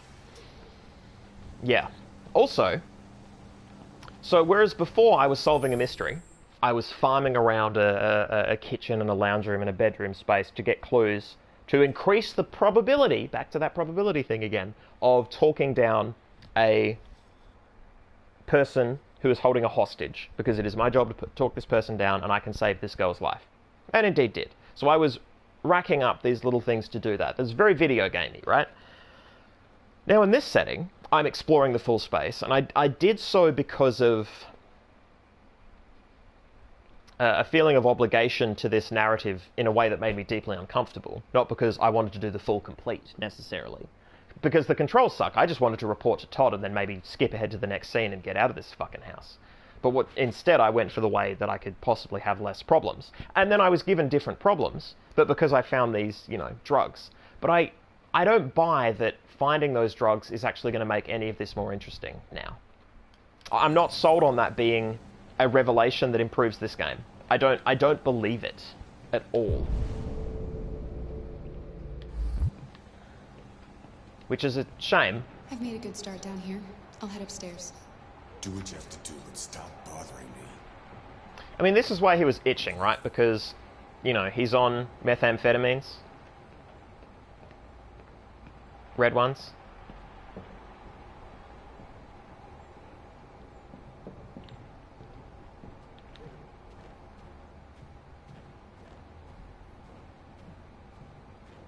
So one thing that this game, it's doing it okay sometimes. When the camera changes, the movement controls don't suddenly switch to what that new camera angle is. So if I'm meant to be holding it, say, at 90 degrees, and then the camera angle changes, and forward is actually 180 degrees, holding it 90 degrees keeps me moving the direction I want to be at that new angle.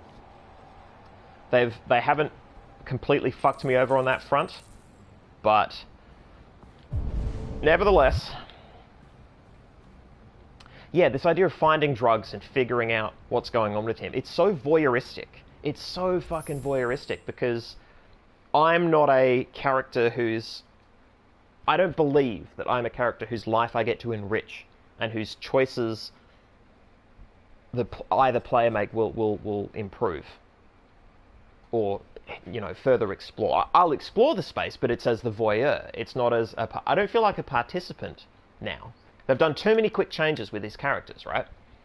It's hard for me to feel any depth. It's the price you pay for this sort of thing. Oh, sports again. Android QB. CyberLife unveils Android quarterback. Slam dunk. Basketball star Gary Gibbons interview. See, for instance, I don't think in this context there's no narrative bonus for me to have Kara read these magazines. No narrative bonus from the perspective of running an interesting story about Kara. But as the player who's playing all these games, yeah, I'm going to read all the text entries. Are you fucking kidding me? It's time to read some text. That's the player I want to be. But I'm the player, but I'm also Kara. It's dissonant. It is very dissonant to me. Okay. American football has largely resisted the spread of Android players, with top-tier games still an exclusively human affair. But that may be about to change following CyberLife's recent unveiling of technical demo QB1000, an Android quarterback capable of throwing from end zone to end zone and hitting a target 6 inches wide. The model is also programmed with over 1,500 plays, from classics such as bootlegs and handoffs to more specialized maneuvers, all of which can be adapted in real time. I guess those are all real words. I did that the wrong way.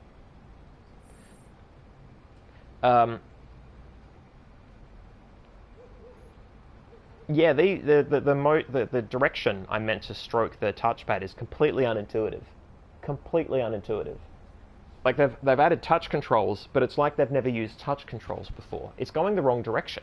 Like, yeah, I want to turn the page over, but to do that, I swipe from right to left because of the way I read books. Oh, Crafty Devious. Yellow is processing, I think. Same color as when the bros were processing a transaction. Yeah, okay.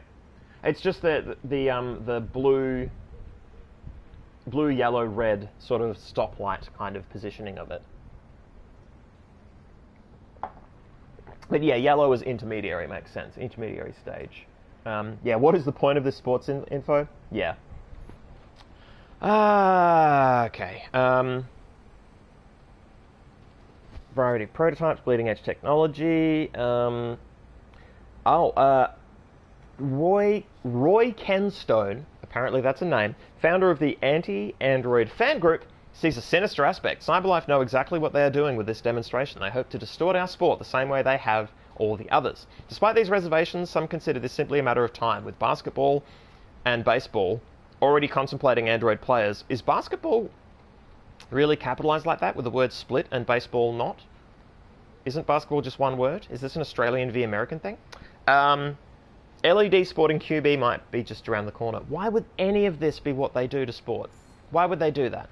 Tech Addict, the price of life. How driverless vehicles make life and death decisions. Space tourism. Is Mars your next holiday destination?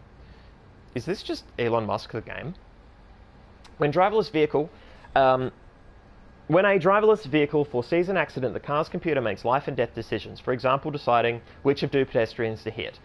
But the exact process by which cars make these decisions is not very well understood. This is hilarious to me because I have read interviews and articles about driverless cars. Admittedly, these articles were read by me probably 2017. I wasn't doing as much news watching and driverless car research reading in 2018 because A, I was focusing on novel stuff plus conference paper stuff, and also B, I'm not going to be writing about driverless cars much. It's pretty clear now that the driverless car thing is a great thing to contextualize in my PhD, but is not actually the cut and the thrust of it.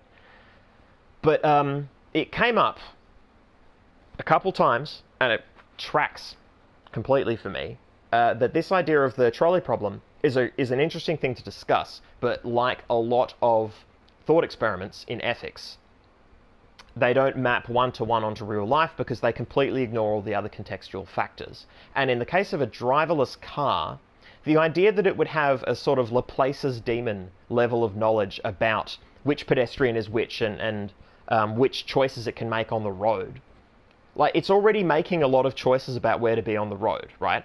So provided it has some ability to recognize that it is heading towards a passenger, it should stop doing so. Like, it might get more granular than that, but the idea that under the hood there's going to be something that processes the value of two different people, like, its choice is going to be based on the direction it was heading, it's going to be based on its speed, it's going to be based on the things that were already happening to it at that point, right? Like, this idea that the car has a completely logical, divorced view of the situation is fucking ridiculous. It'll be an embodied entity making choices based on it's a system responding to inputs.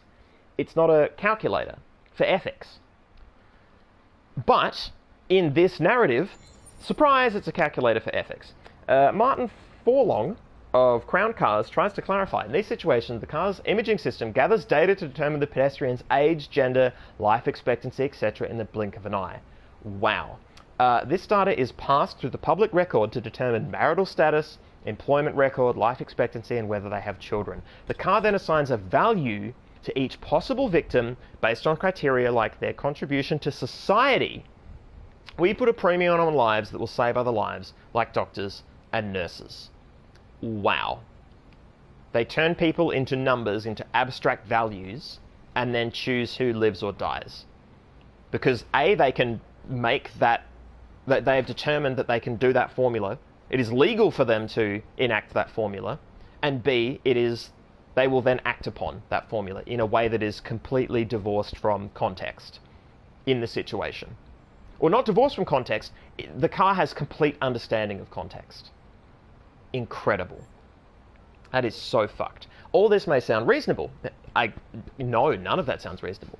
But Felix Gamble, head of Anti-Automaton League, AAL, says the system has no right to make such judgments. Somebody with a criminal record is not necessarily less valuable to society than a doctor. That kind of information is irrelevant to the sanctity of human life. But Forlong dismisses such claims. We want our cars to make the best possible choices, and that means acting on the basis of all the information they can gather. The more, the better. So, I mean, these are the sort of questions that get thrown, or were being thrown. I don't know how the conversation is going now. But these were the sort of questions that were thrown at people making driverless cars, or trying to make driverless cars in 2017. And the questions are just nonsense. It's not as simple as that. It's not as simple as the thought experiment that made us think about it in the first place, that made us obsess about it in the first place. Oh dear. Are these records? Maybe they're records? It's hard to know. It's hard to know what they are. Oh dear, I need water.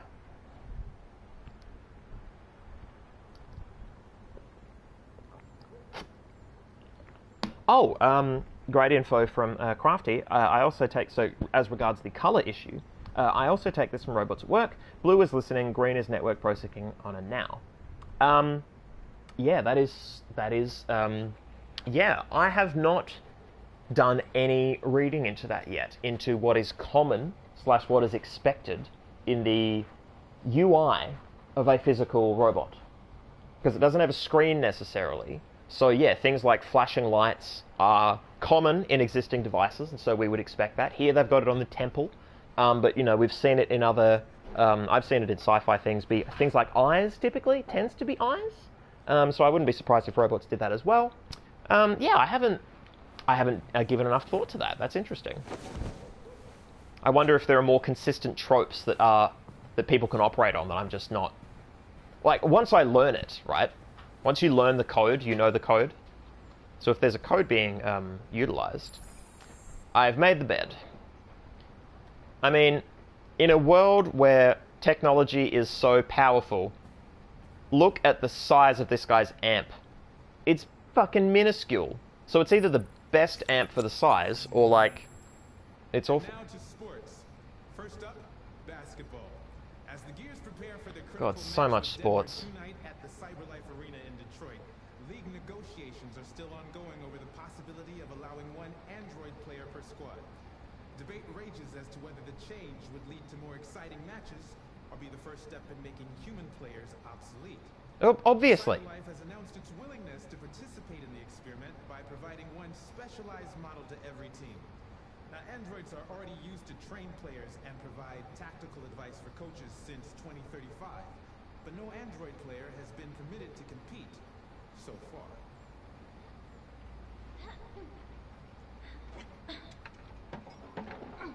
Yeah, I know how to use the touchpad game. It's just you keep giving me things to read and watch. Why would I not keep reading and watching them? This is already better than the rest of your game. I want to play that. Why aren't there androids in that?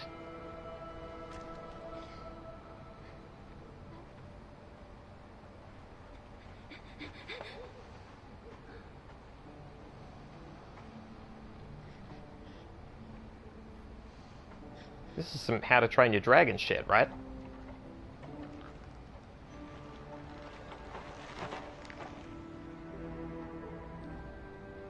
Yeah, I want this. Oh, we're done? That's all we get to see? Okay, next. 225,000 jobs were lost from the U.S. economy in October, according to the Department of Labor, bringing the unemployment figure up to 37.3.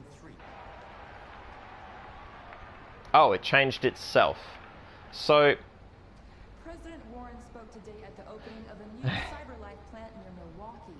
At the event, the president again praised CyberLife's role in the exceptional performance of the U.S. economy. She further announced that the Department of Defense will acquire 200,000 android combat units as part of her increased military spending. Okay, so a little thing on pacing as well. This game really wanted me to be flicking through that super quickly. Like, super quickly, right? Because it looped / changed the channel for me at certain points. Which... It's all timed weirdly, right? Like... The pacing is off for what they want to achieve.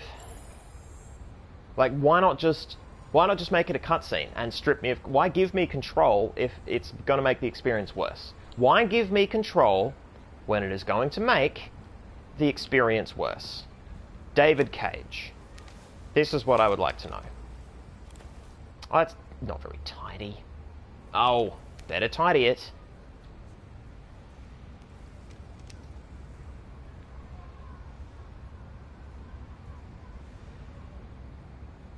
Oh, I flashed yellow.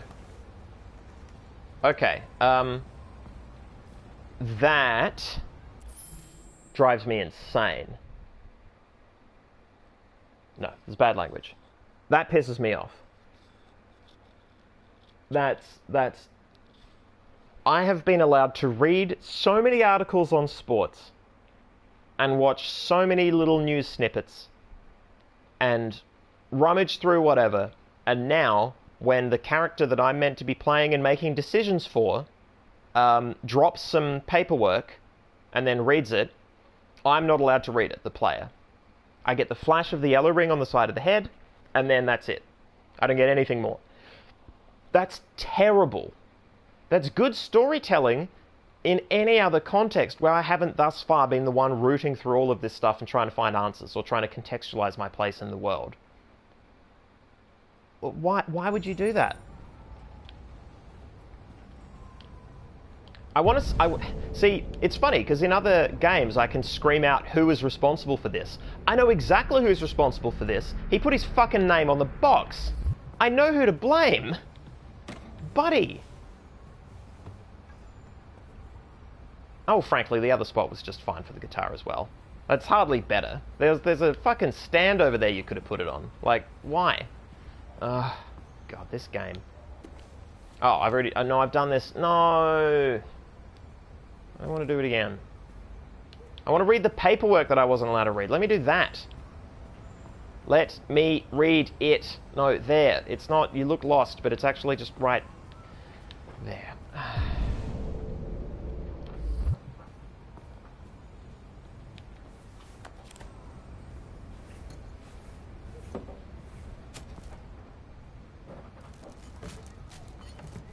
Oh, look at all these fucking... These camera angles, so impressive. I'm doing so much tidying. Powerful. Cleaned mess. I've tidied Todd's room. Now what? Tidy Alice's room. Okay. All right. Watch it. Optional tasks, clean bathroom, clean restroom. No. I ain't fucking scrubbing the toilet for this dude. I'm not doing it. I don't know which room is which. I'm completely lost. This is Alice's room for sure. There we go. I just want to tidy up your room a little. I only need 2 minutes. Is that okay, Alice? Apparently it doesn't matter if it's okay, because it's an objective. Gotta do it.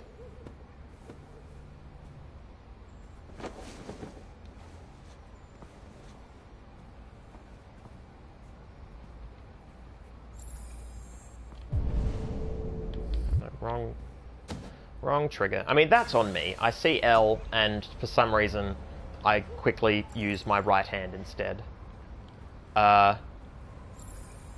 Okay. I've unlocked a dialogue action. Okay, so I know that I can escape through there. Is that what you're telling me, game? I know that I can jump out onto that ledge, or that Alice can if something goes wrong? Is this the... Come on. Hey. There we go. Friendly. I'm sure we used to be friends before I was reset. Maybe we can be friends again. What are your You interests? should tell me about yourself. What you like to do, where you like to go, your favorite foods. That would really help me. That's weird. Your father said you chose my name. Oh, that's true. Kara. It's nice. How did you choose it? You're very quiet. I hope I don't scare you.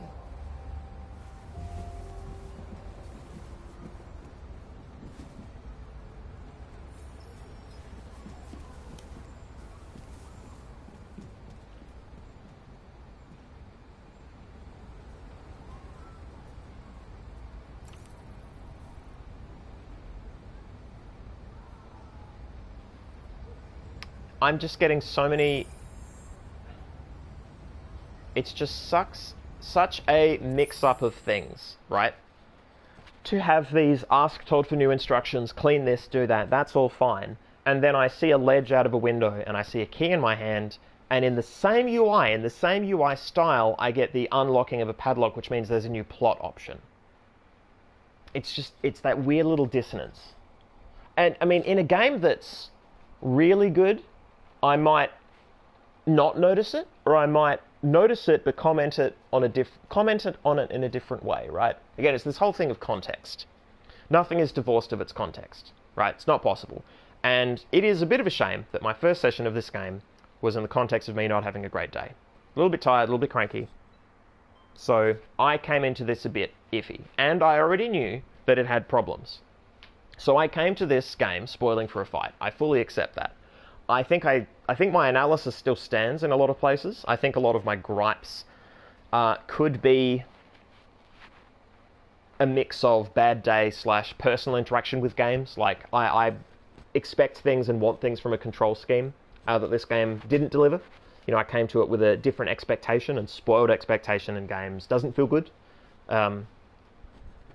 It's impossible to please everyone on those fronts, so, you know, this is not something I want to take the game to task over. I guess what I'm trying to say is a lot of these gripes, I want them to be taken as gripes. I want them to be seen as my perspective on things and whatever. But there are a lot of critical inroads that I think we've made discussing this game. That, yeah, it's just a real jumble of problems right out the gate. Unflinchingly so. And I think that's because it unflinchingly wanted to be a commentary on things.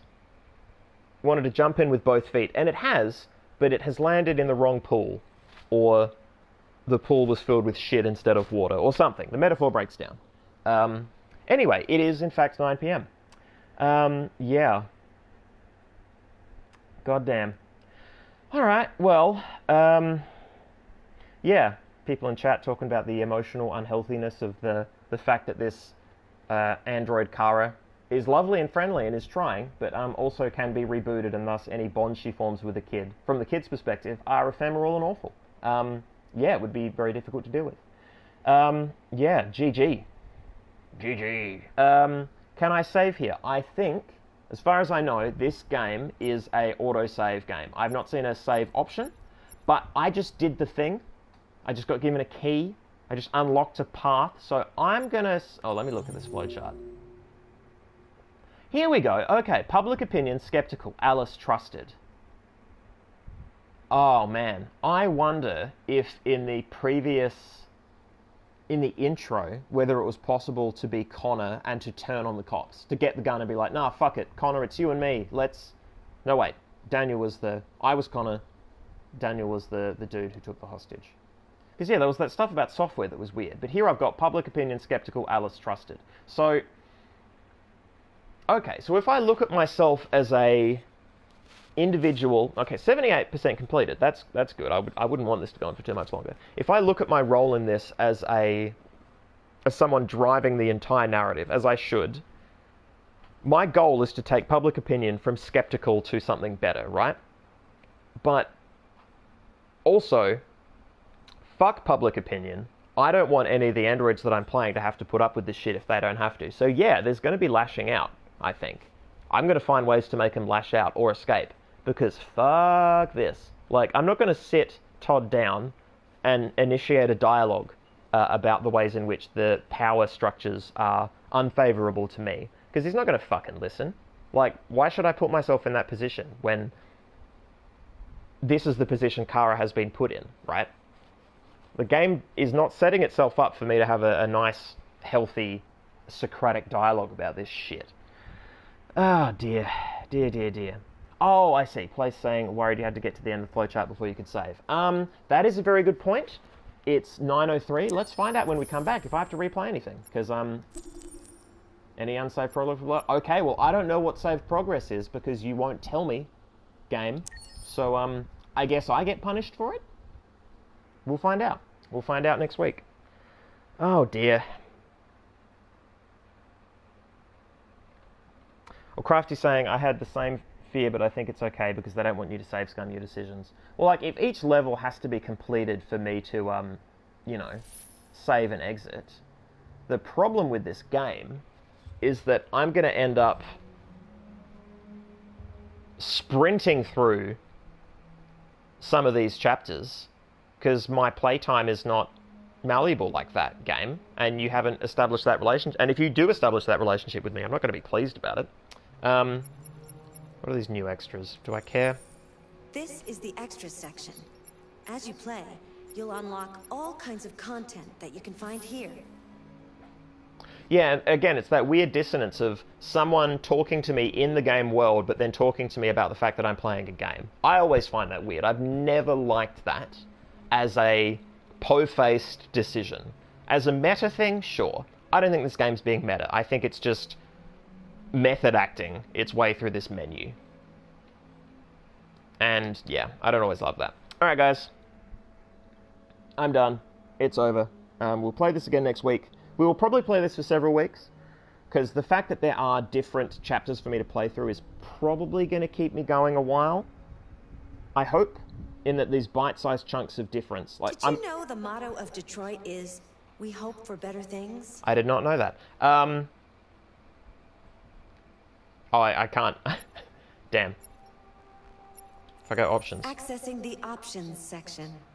Okay, but she won't keep talking. She won't keep interrupting me.